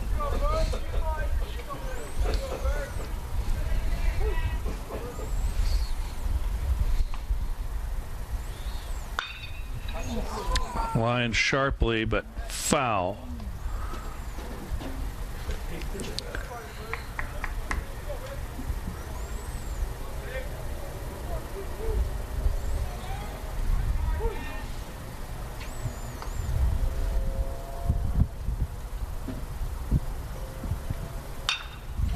And lifted into right field. It'll be a base hit for Matthew Burke. Keeps the inning alive. So runners at first and second for Jaden Ward.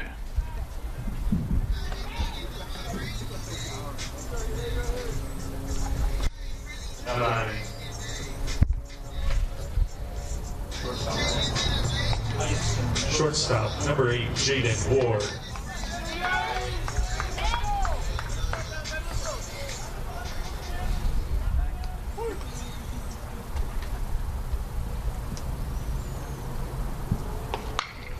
And this ball hit sharply, but right at the third baseman, Meadows, who slides to make the stop, steps on third, and ends the inning.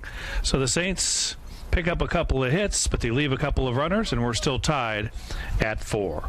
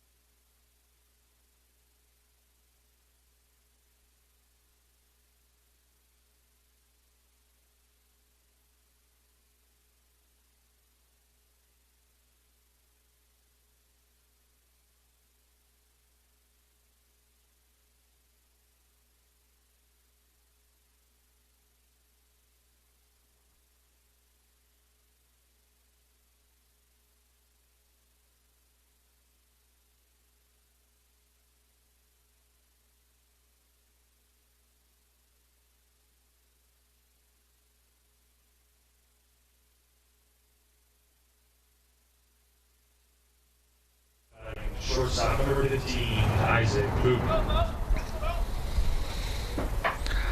Back for the top of the 6th.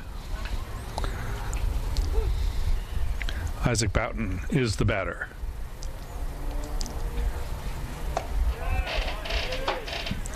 Ball 1.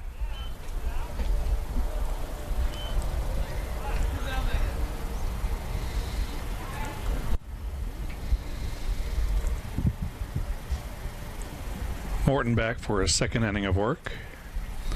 In relief of Colt Mink. 2-0.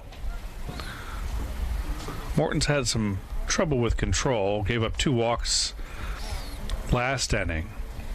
Also gave up the tying run, although it was unearned and not his fault. This one bounced towards third, but foul.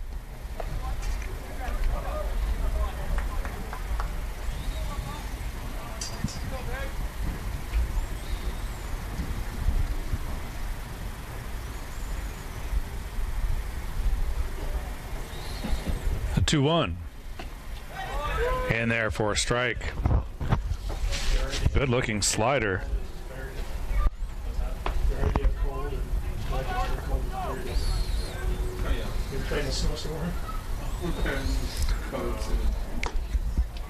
Missed and the count runs full. I saw my man turn out on different.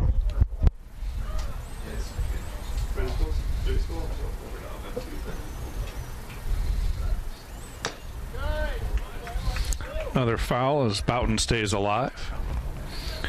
McDade is on deck. And then Colby Branston is in the hole.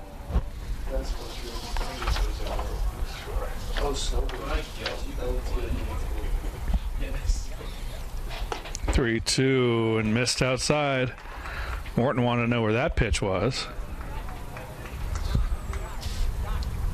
And so it's a leadoff walk to Boughton.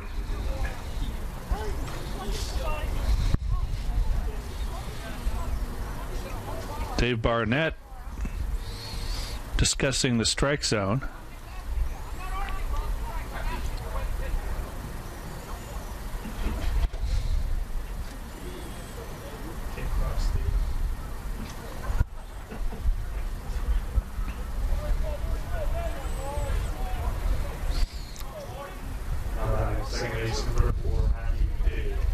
So it's McDade, who has a walk and a strikeout in this game. Shows bunt and a foul ball.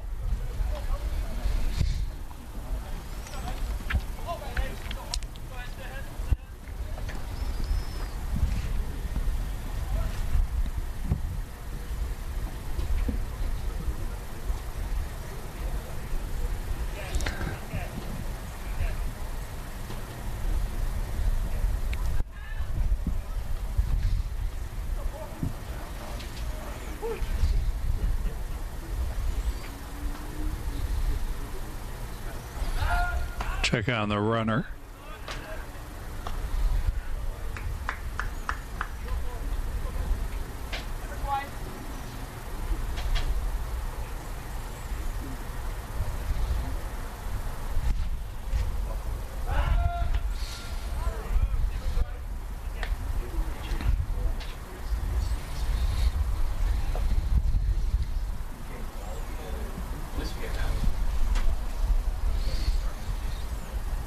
The 0-1 pitch. Strike 2.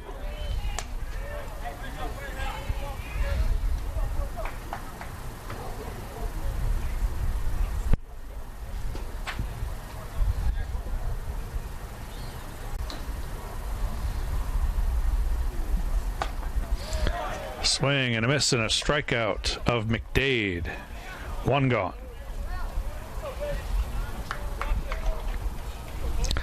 This is Colby Brabston. Came in as a defensive replacement in right field. Number 18, Colby Braxton. And that moved Nolan Tressler from right to center.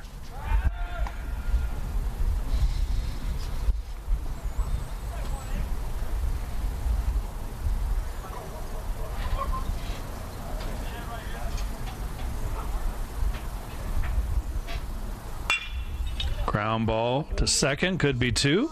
To second for 1. The relay is not in time.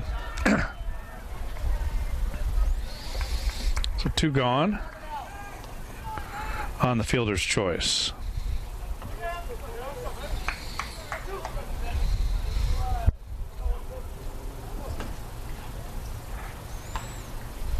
Now batting third base, number 7, David Meadows. Back to the top of the order in Meadows.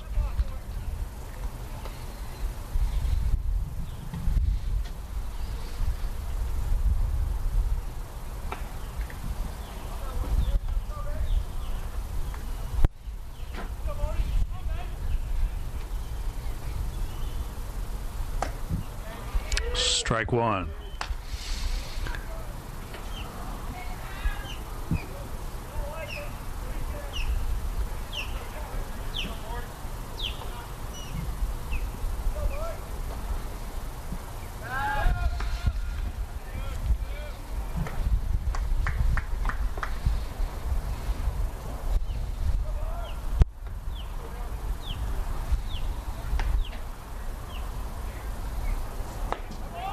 Strike two. Neither side real happy with the strike zone.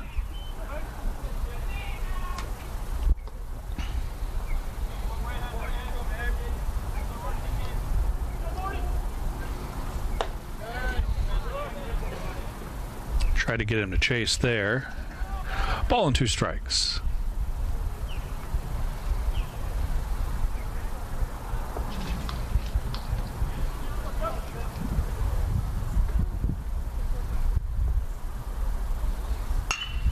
This one lifted into right field, and a nice running catch by Adam Mitchell to end the inning.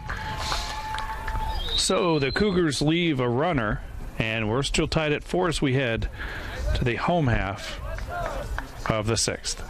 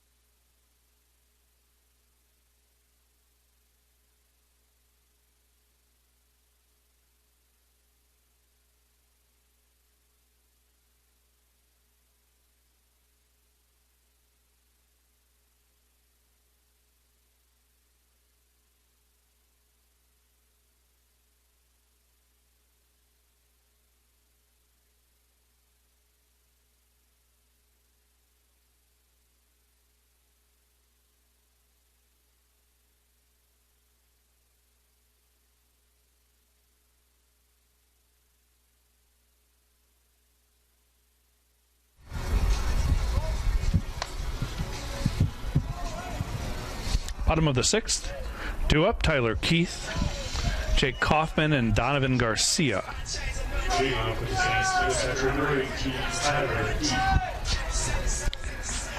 Keith has caught the entirety of the doubleheader so far. John Fiorenza did get a pinch hit at bat in the first game. Coach expected him to be ready to be back in the field defensively after straining a ligament in his catching thumb.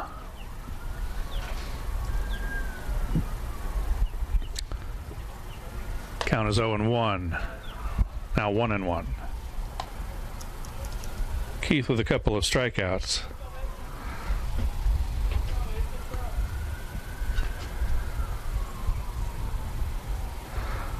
One pitch is outside, ball 2. Imagine Coach Barnett is thinking the tie game, if this goes to extra innings, doesn't want to give Keith up too early. This one lifted on the infield and caught at third by Meadows.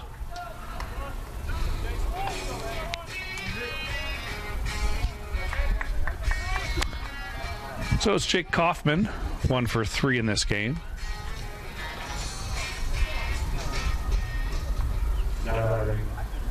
Center fielder number 1, Jake Kaufman.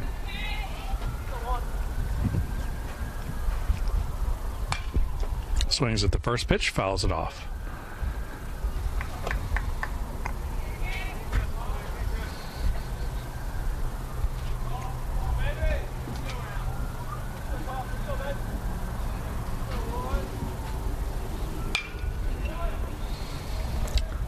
And he's behind 0-2.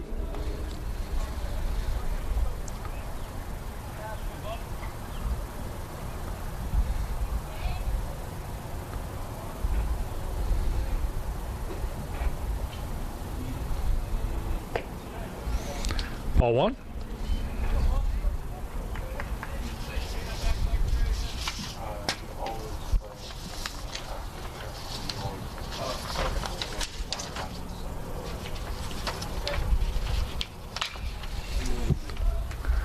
Another foul ball from Kaufman. Kaufman also listed as a pitcher. Last year hit 286, and that was the exact number he came into this series batting. 444 on base percentage a year ago.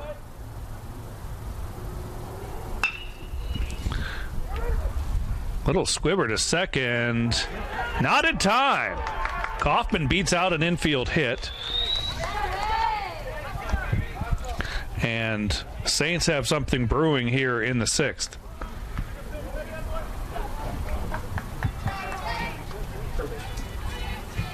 Kaufman previously played at Louisiana Monroe and also Southern Union State Community College.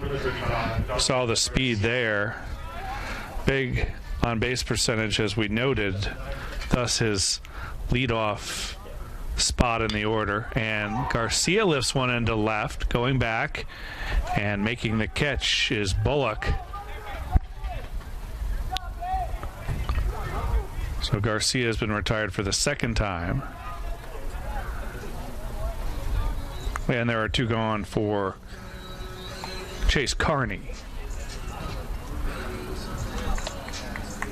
Carney was a center fielder last year at Urbana University. And while COVID closed down a lot of team seasons and even athletic departments, the entire university closed at Urbana. So we transferred. And with the speed, it's like having two center fielders out there for the Saints.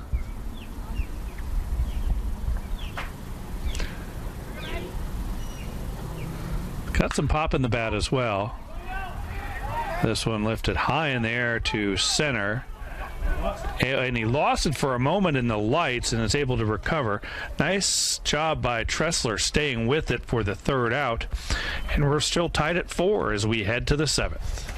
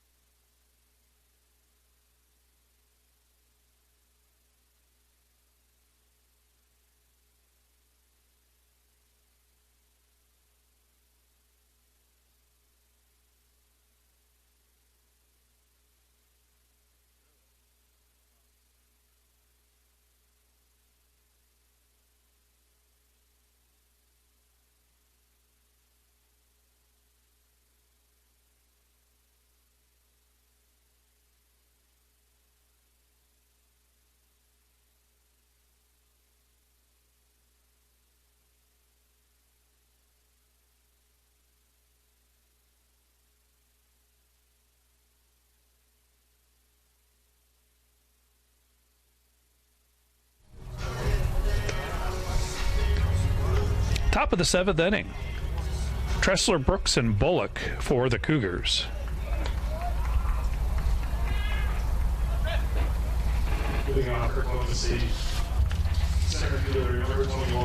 Morton continues for his third inning of work in relief of Mink.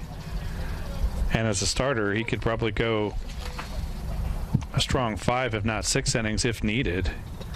I would think Flagler would expend every effort here to get their first win of the season.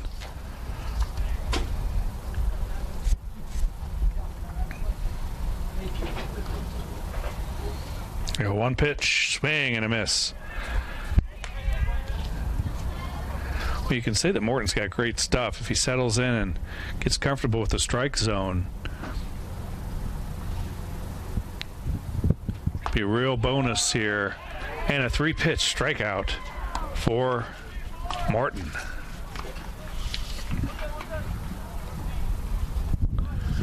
Brings up Robert Brooks. Catcher number 19, Robert Brooks.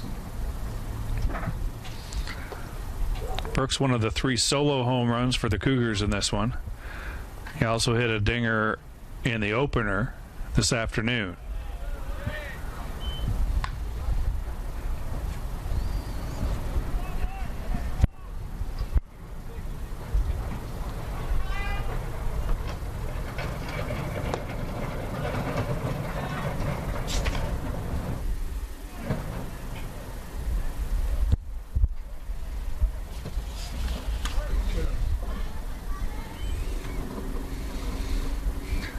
There's the 2-0. Lifted high in the air. Nope. And the ball is dropped out there. It's hung in the air for a long time. Drop it or did it? I think it's tough ball to handle out there, and I think our official scorer will call that a hit. It's a triple for Brooks.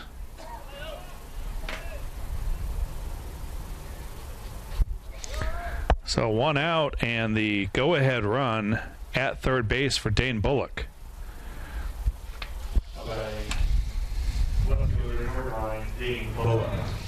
Bullock is 0 for 2 with a walk in this one.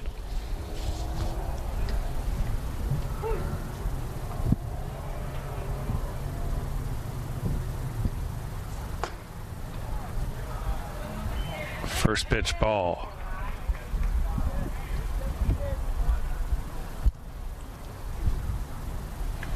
Oh, they got 5 hits.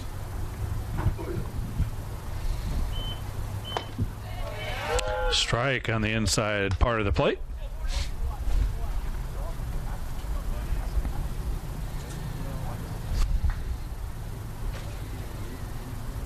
Infield is in for the Saints. Trying to cut down Brooks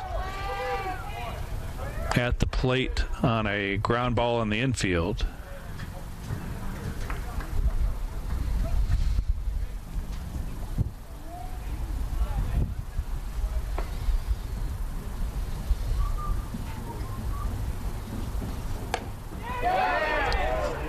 And he checked his swing.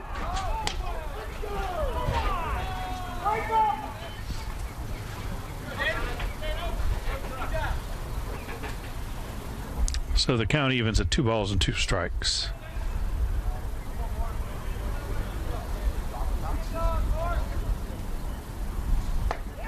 And there's the strikeout. So 2 strikeouts in the inning. There are 2 gone for Stephen Minter. First base number 10, Stephen Minter.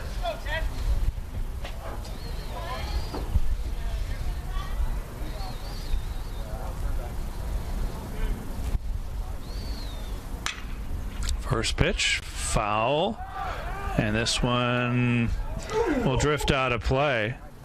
Mitchell crashing into the bullpen fence there.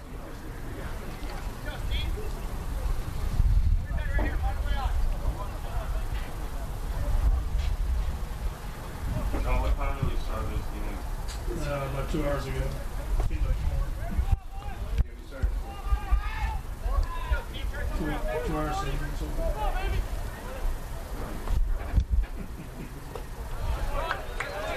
Checks his swing. Ball and a strike.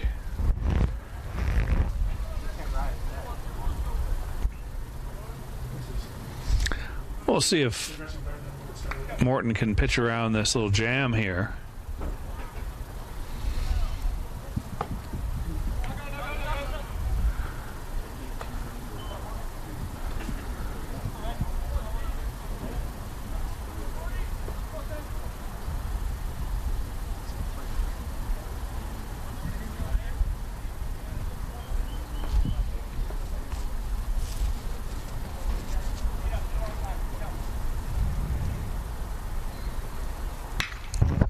Again, lifted foul.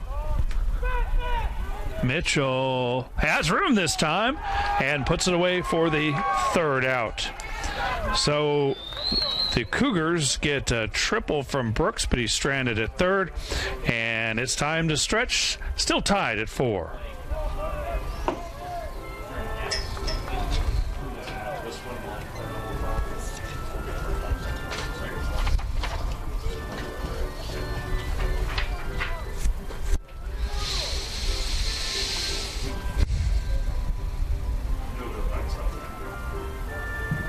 New pitcher, 30.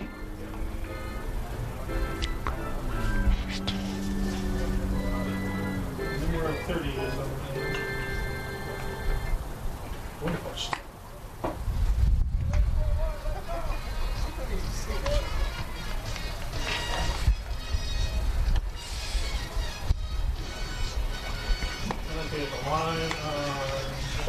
Yep. Okay.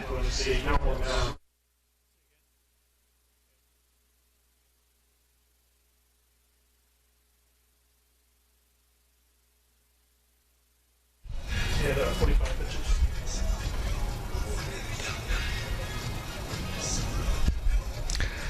So a new pitcher into the game for Columbus State. It's number 30, Noah Windhorst.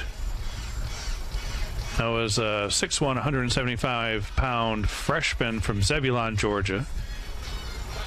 Closes the book on Boatwright. 45 pitches, 3 innings of work, 3 hits allowed, 2 strikeouts, no runs, no walks.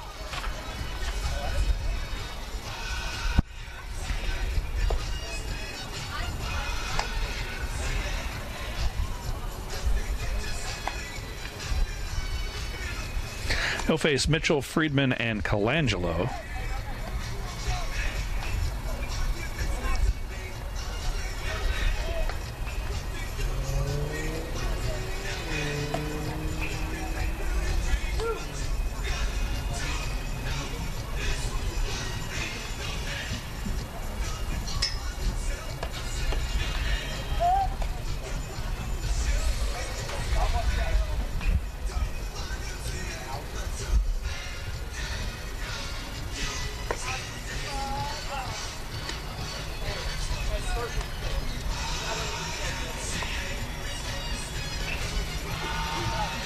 First up, Mitchell, 2 for 3 with a couple of singles.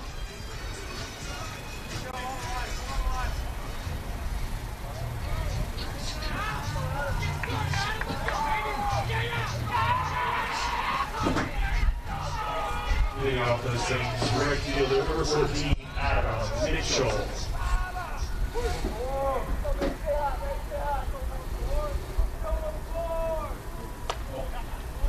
Fastball for a strike.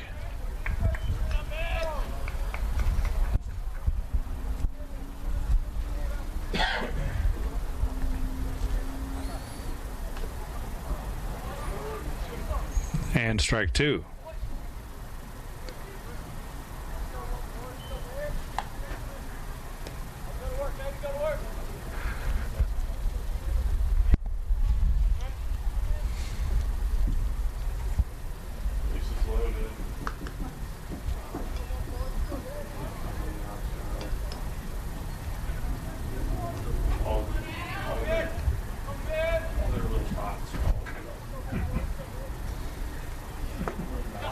And he waved at strike 3. So Mitchell is down on 3 pitches. And there's one gone for Sam Friedman.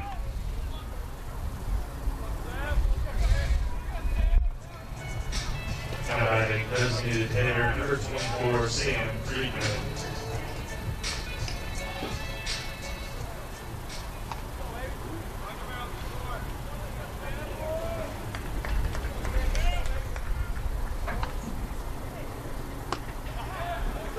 strike.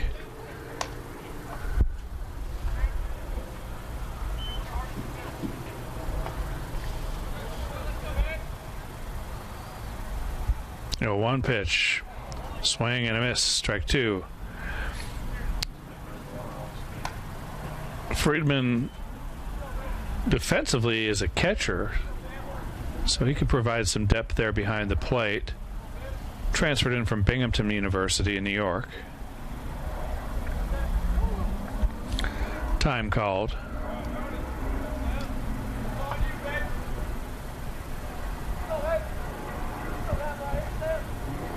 Had a good sophomore year a couple of seasons ago as he strikes out.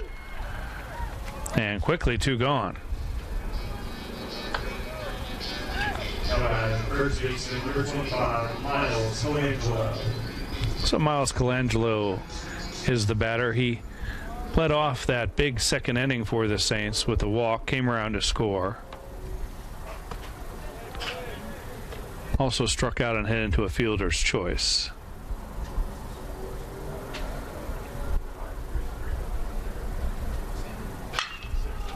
Ground ball, tough chance, and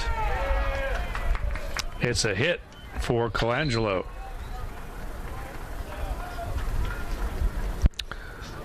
Isaac Bowden did a good job just knocking that down and keeping it on the infield. That brings up Matthew Burke, who's 2 for 3 with a single, a double, and a run scored.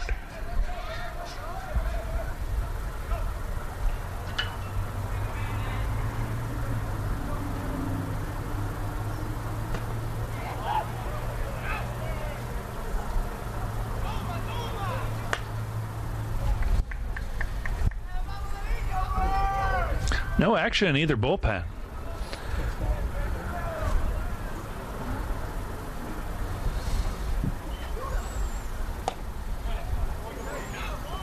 And that's a ball.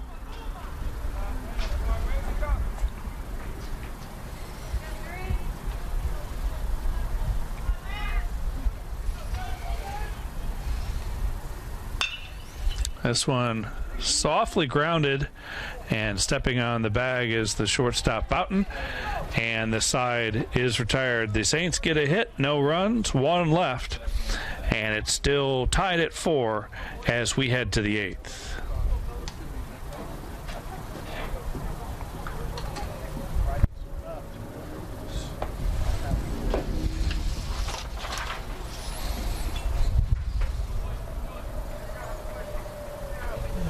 Recognizing our corporate partners, Race Time Service for all your heavy-duty and commercial vehicle needs.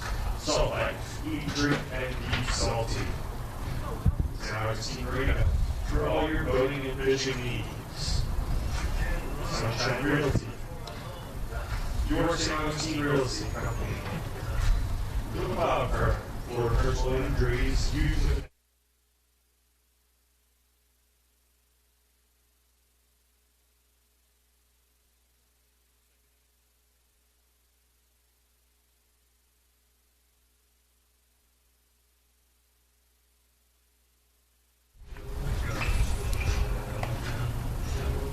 And welcome back. Top of the 8th. Tied at 4. Saints got all 4 in the bottom of the second. The Cougars got 1 each in the 2nd, 3rd, 4th, and 5th.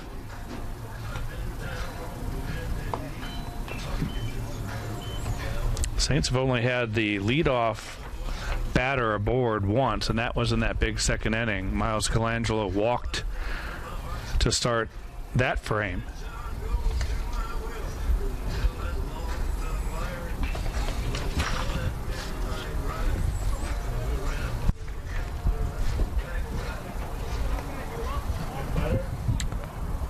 And a pinch hitter, 22. number 22, Will Wilbanks, 5'11", 180 pounds sophomore, Number 22, Will Wilbanks. batting for Wynn Johns.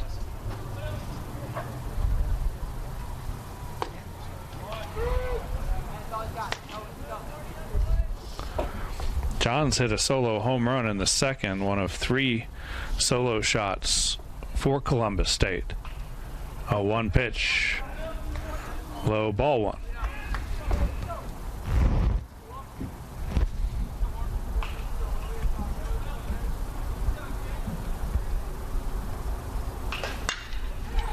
Lifts this one into the gap in left center. Long run for Kaufman. He's not going to get there. Cuts it off before it gets to the wall. Strong throw, but it's a stand-up double for the pinch hitter, Will Wilbanks.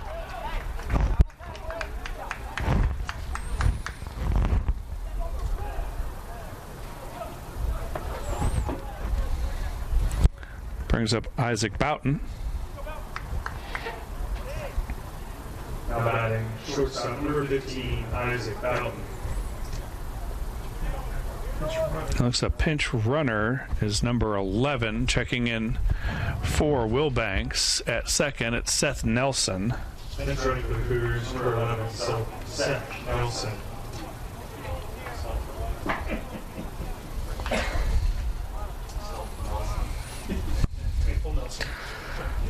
So head coach Greg Appleton, the pinch hitter, now a pinch runner, and trying to force the go-ahead run across here in the 8th.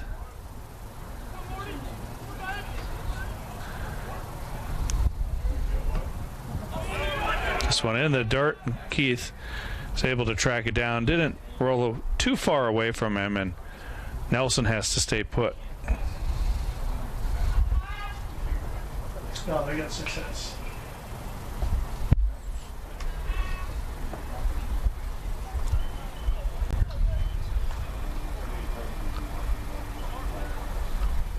One ball.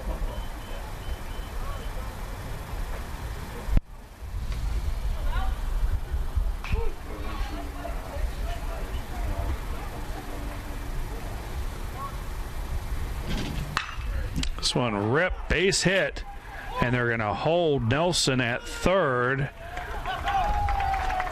So back-to-back hits to open up the 8th here for Columbus State. Runners at the corners, and the batter will be McDade.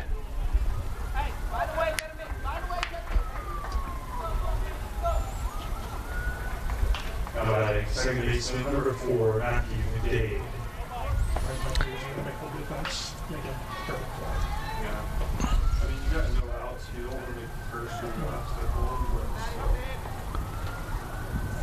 Infield eases in here. They're still at, and now they'll back off into double play depth. Garcia at third. Oh, and the bat goes flying just over the dugout of the Cougars.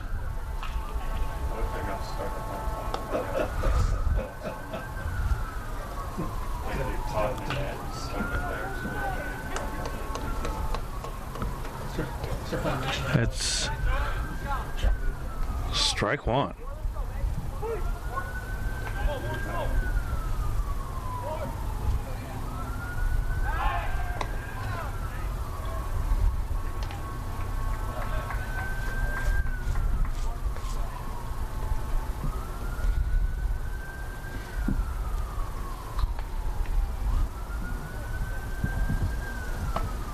Swing and a miss, strike two.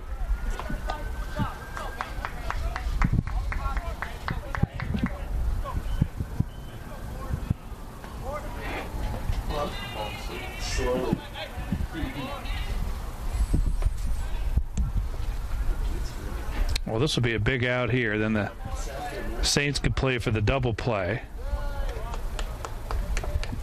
Try to get out of this still tied.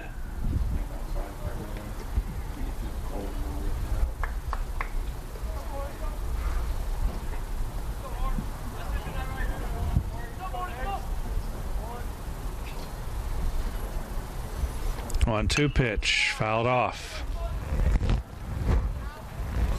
McDade has a walk and 2 strikeouts in the game.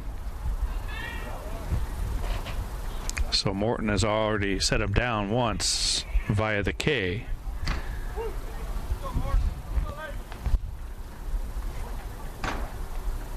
One-two swing and a miss, and he got him again.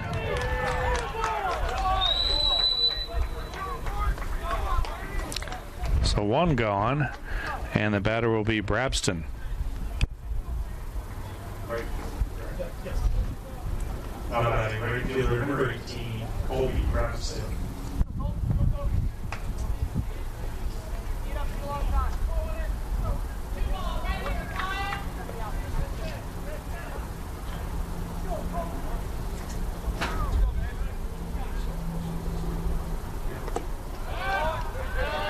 Breaking pitch missed outside. The infield backs off to double play depth now.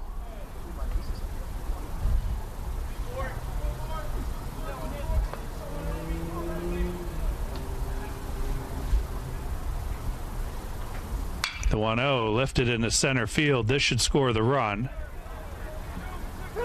Catch is made. Tagging and scoring is Nelson, and Columbus State has grabbed the lead 5-4.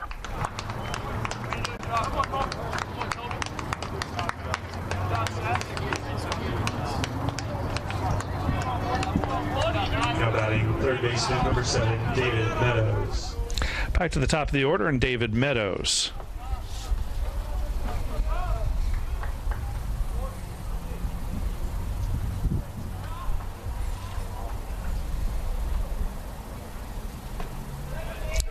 Strike one.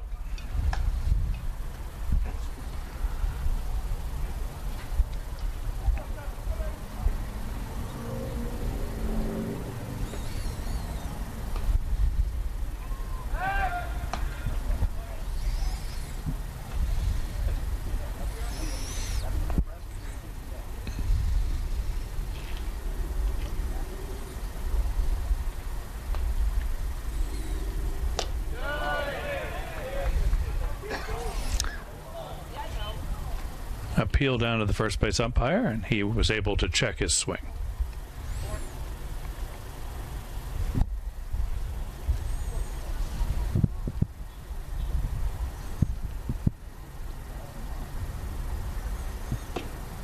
Shows bunt, and he did offer at it, so it's a strike.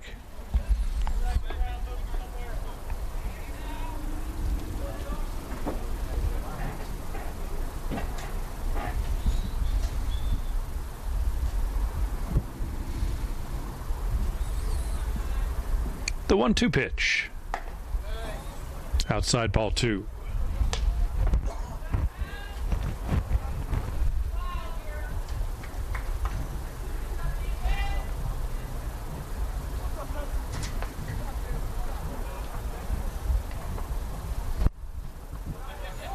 This one blocked by Keith, keeps it in front of him.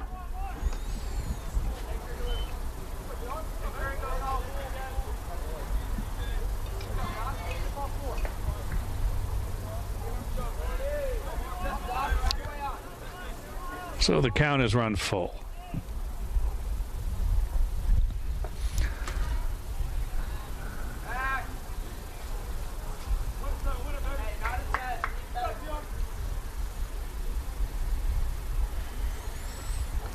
Here's the payoff. Ground ball to second. Burke's there. And that ends the inning, but Columbus State gets the run they need. They lead at 5-4 as we head to the home half of the 8th.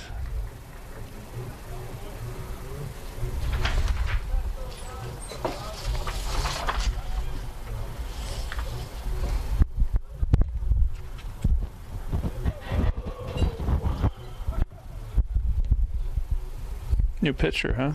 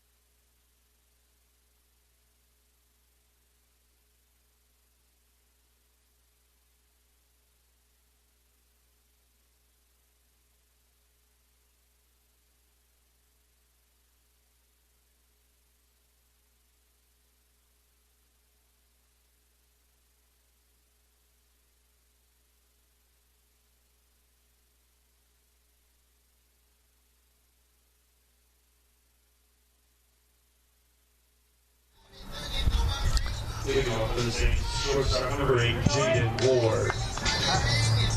Jaden Ward is the batter. Here in the bottom of the 8th, there'll be Ward, Keith, and Kaufman scheduled to face Windhorst.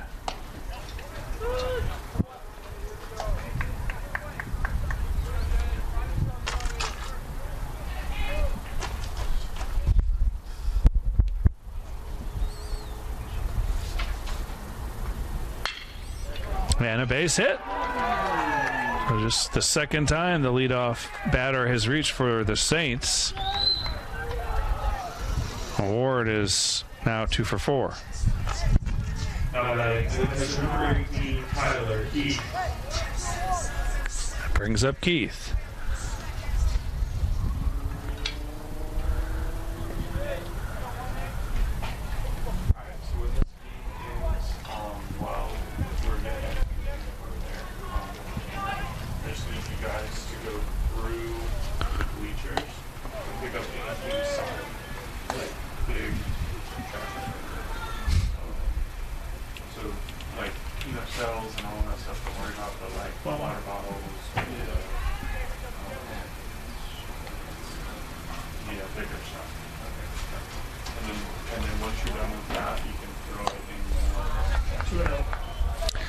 Two and 0 hitters count for Keith, who's 0 for 3 in this game.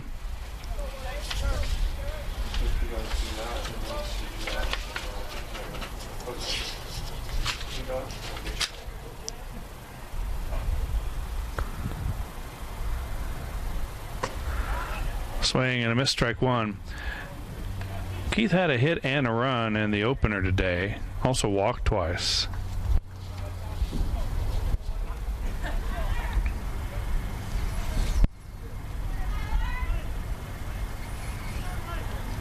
A 2-1 pitch. Ball 3.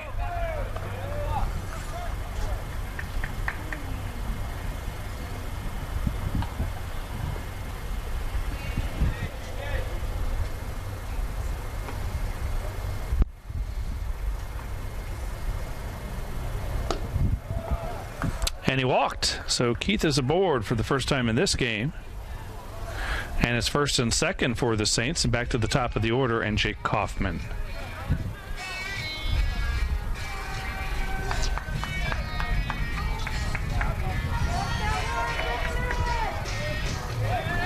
Center fielder for 1, Jake Kaufman.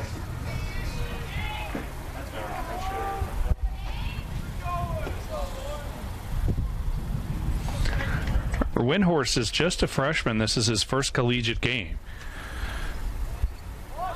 Oh, showing bunt is Kaufman, and just able to duck out of the way of that pitch.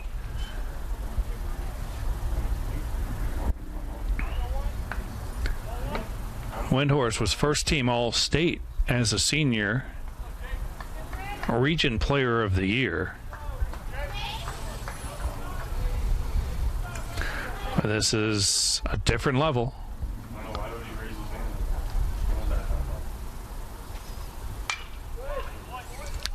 Fouled off, strike one.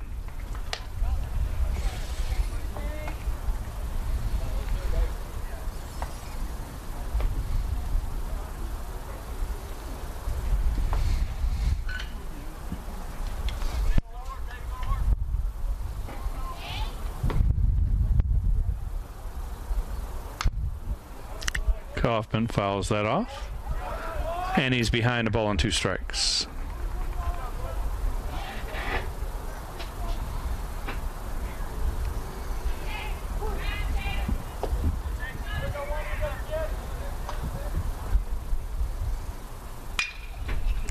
This one lifted towards right field, long run, and making the catch. Wow, nice catch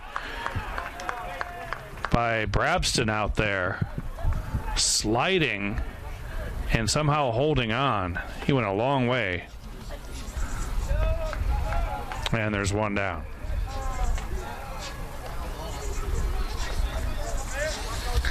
So pinch hitter for Garcia, it will be Ashton Thomas.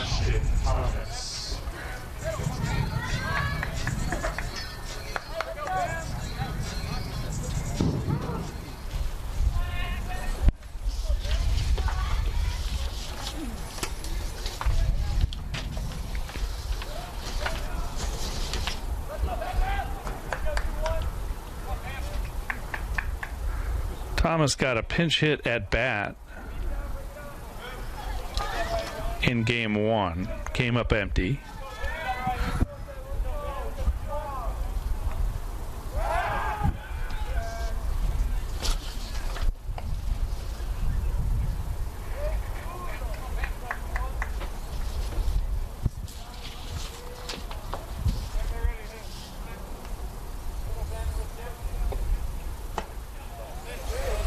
Ball 1.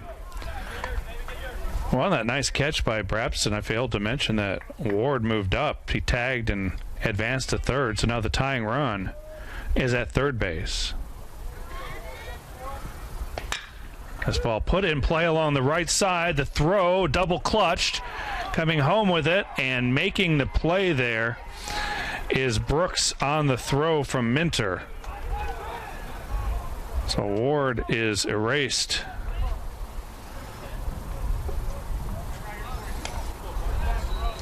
And there are 2 gone. Left fielder number 9, Chase Carney. That brings up Chase Carney.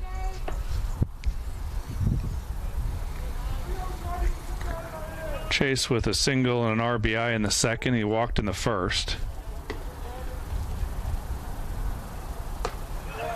Big cut.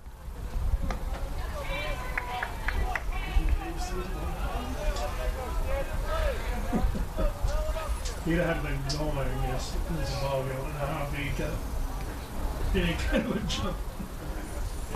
1 pitch, swing and a miss.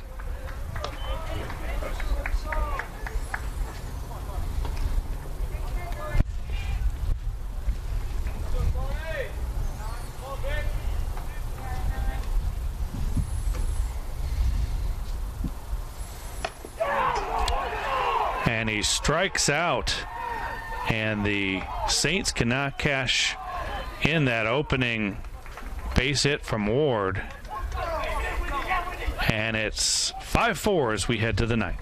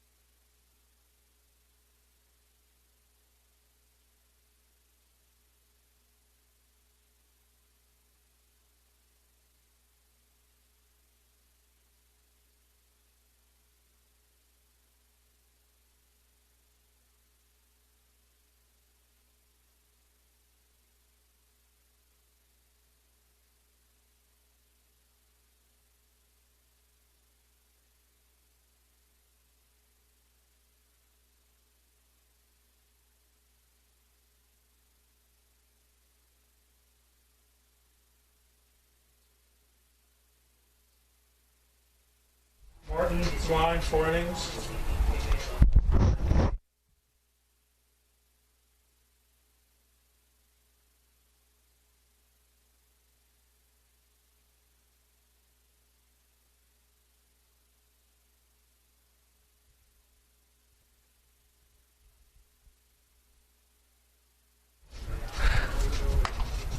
Top of the 9th, and some changes for the Saints. First in on the mound is number 6, Gage Voorhees.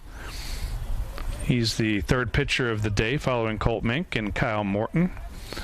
Moving from first to third is Miles Colangelo, and into the game at first is Ashton Thomas, who just pinch hit.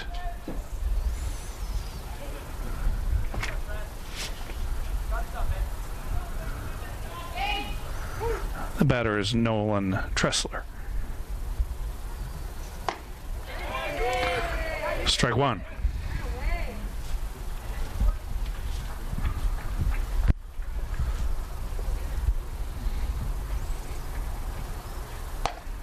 Oh, one pitch is outside, ball one.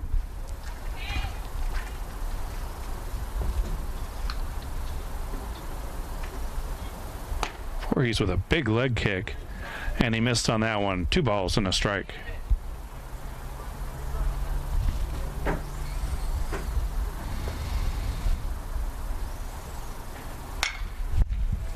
Fouled off, evening the count.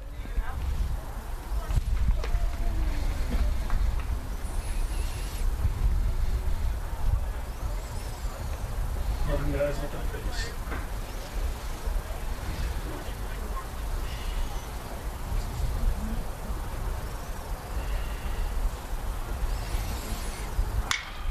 This one lifted straight up in the air to center. Kaufman eases in and makes the catch. The winds have been swirling out there. That's not as easy as you may think. And there's one gone. So Robert Brooks at the plate has a home run and a triple along with a walk. He's 2 for 3 in this one with 7 total bases. And he hit a homer in the opening game.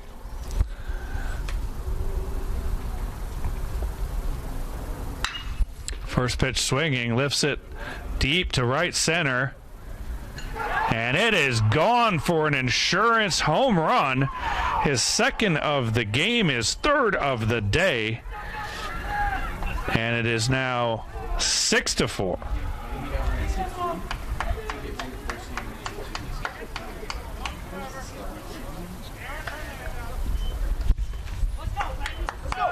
Well, no question who the offensive MVP is for the Cougars.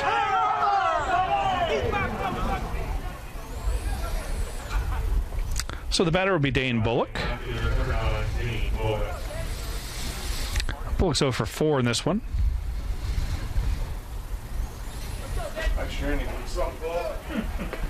Wait, how many did they go? 7. Oh, it's high still. Ooh.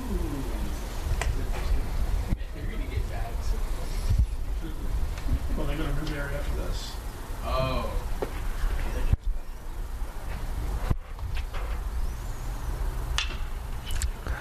Nubbed past second, knocked down there by Burke, showing some range, but it'll be a base hit. And Bullock is 1 for 5. So 1 on, 1 out for Stephen Minter. First base, number 10, Stephen Minter. 0 for 3 with a walk.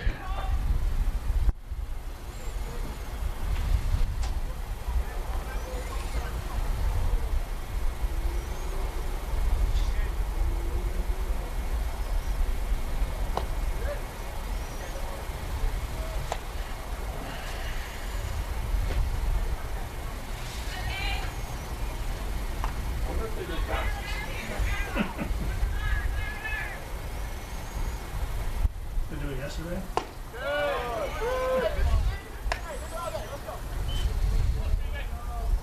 They had plenty of time yesterday. I don't know why they really done it. I guess. This one popped up behind first base. Long run for Burke. He got there but couldn't hold on.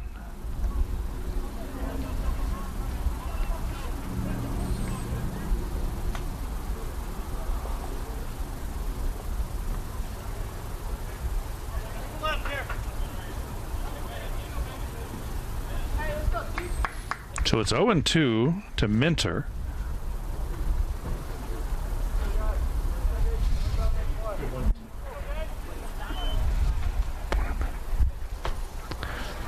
Correction, 1-2.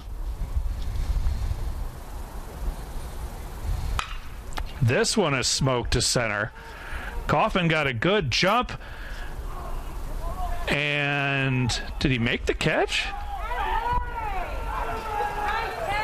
He did.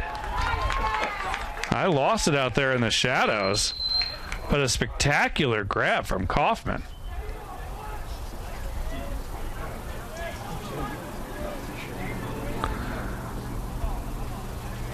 highlight reel stuff, or that would have been extra bases and likely another run.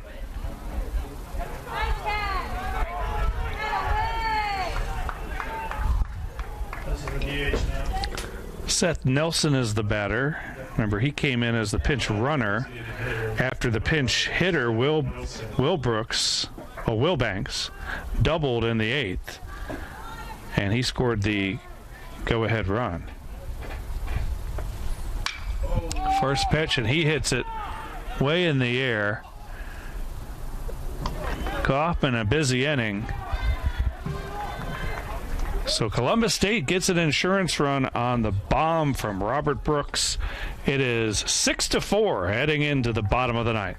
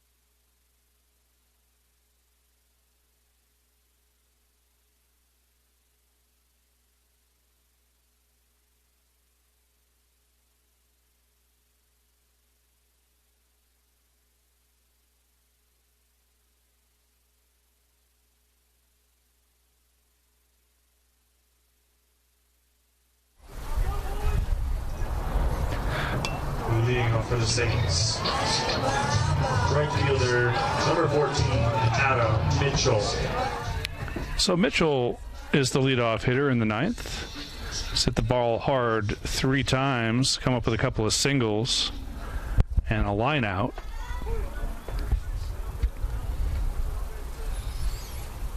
Shows bunt, gets it down. The throw is in time. Athletic play by Windhorst to come off the mound, field his position well, and then gather himself and make the throw. Now batting designated hitter, number 24, Sam Friedman. Sam Friedman is the batter. He has a single and a walk. First pitch, lifts it into left field, long run. And making the catch is Bullock. 2 quick outs.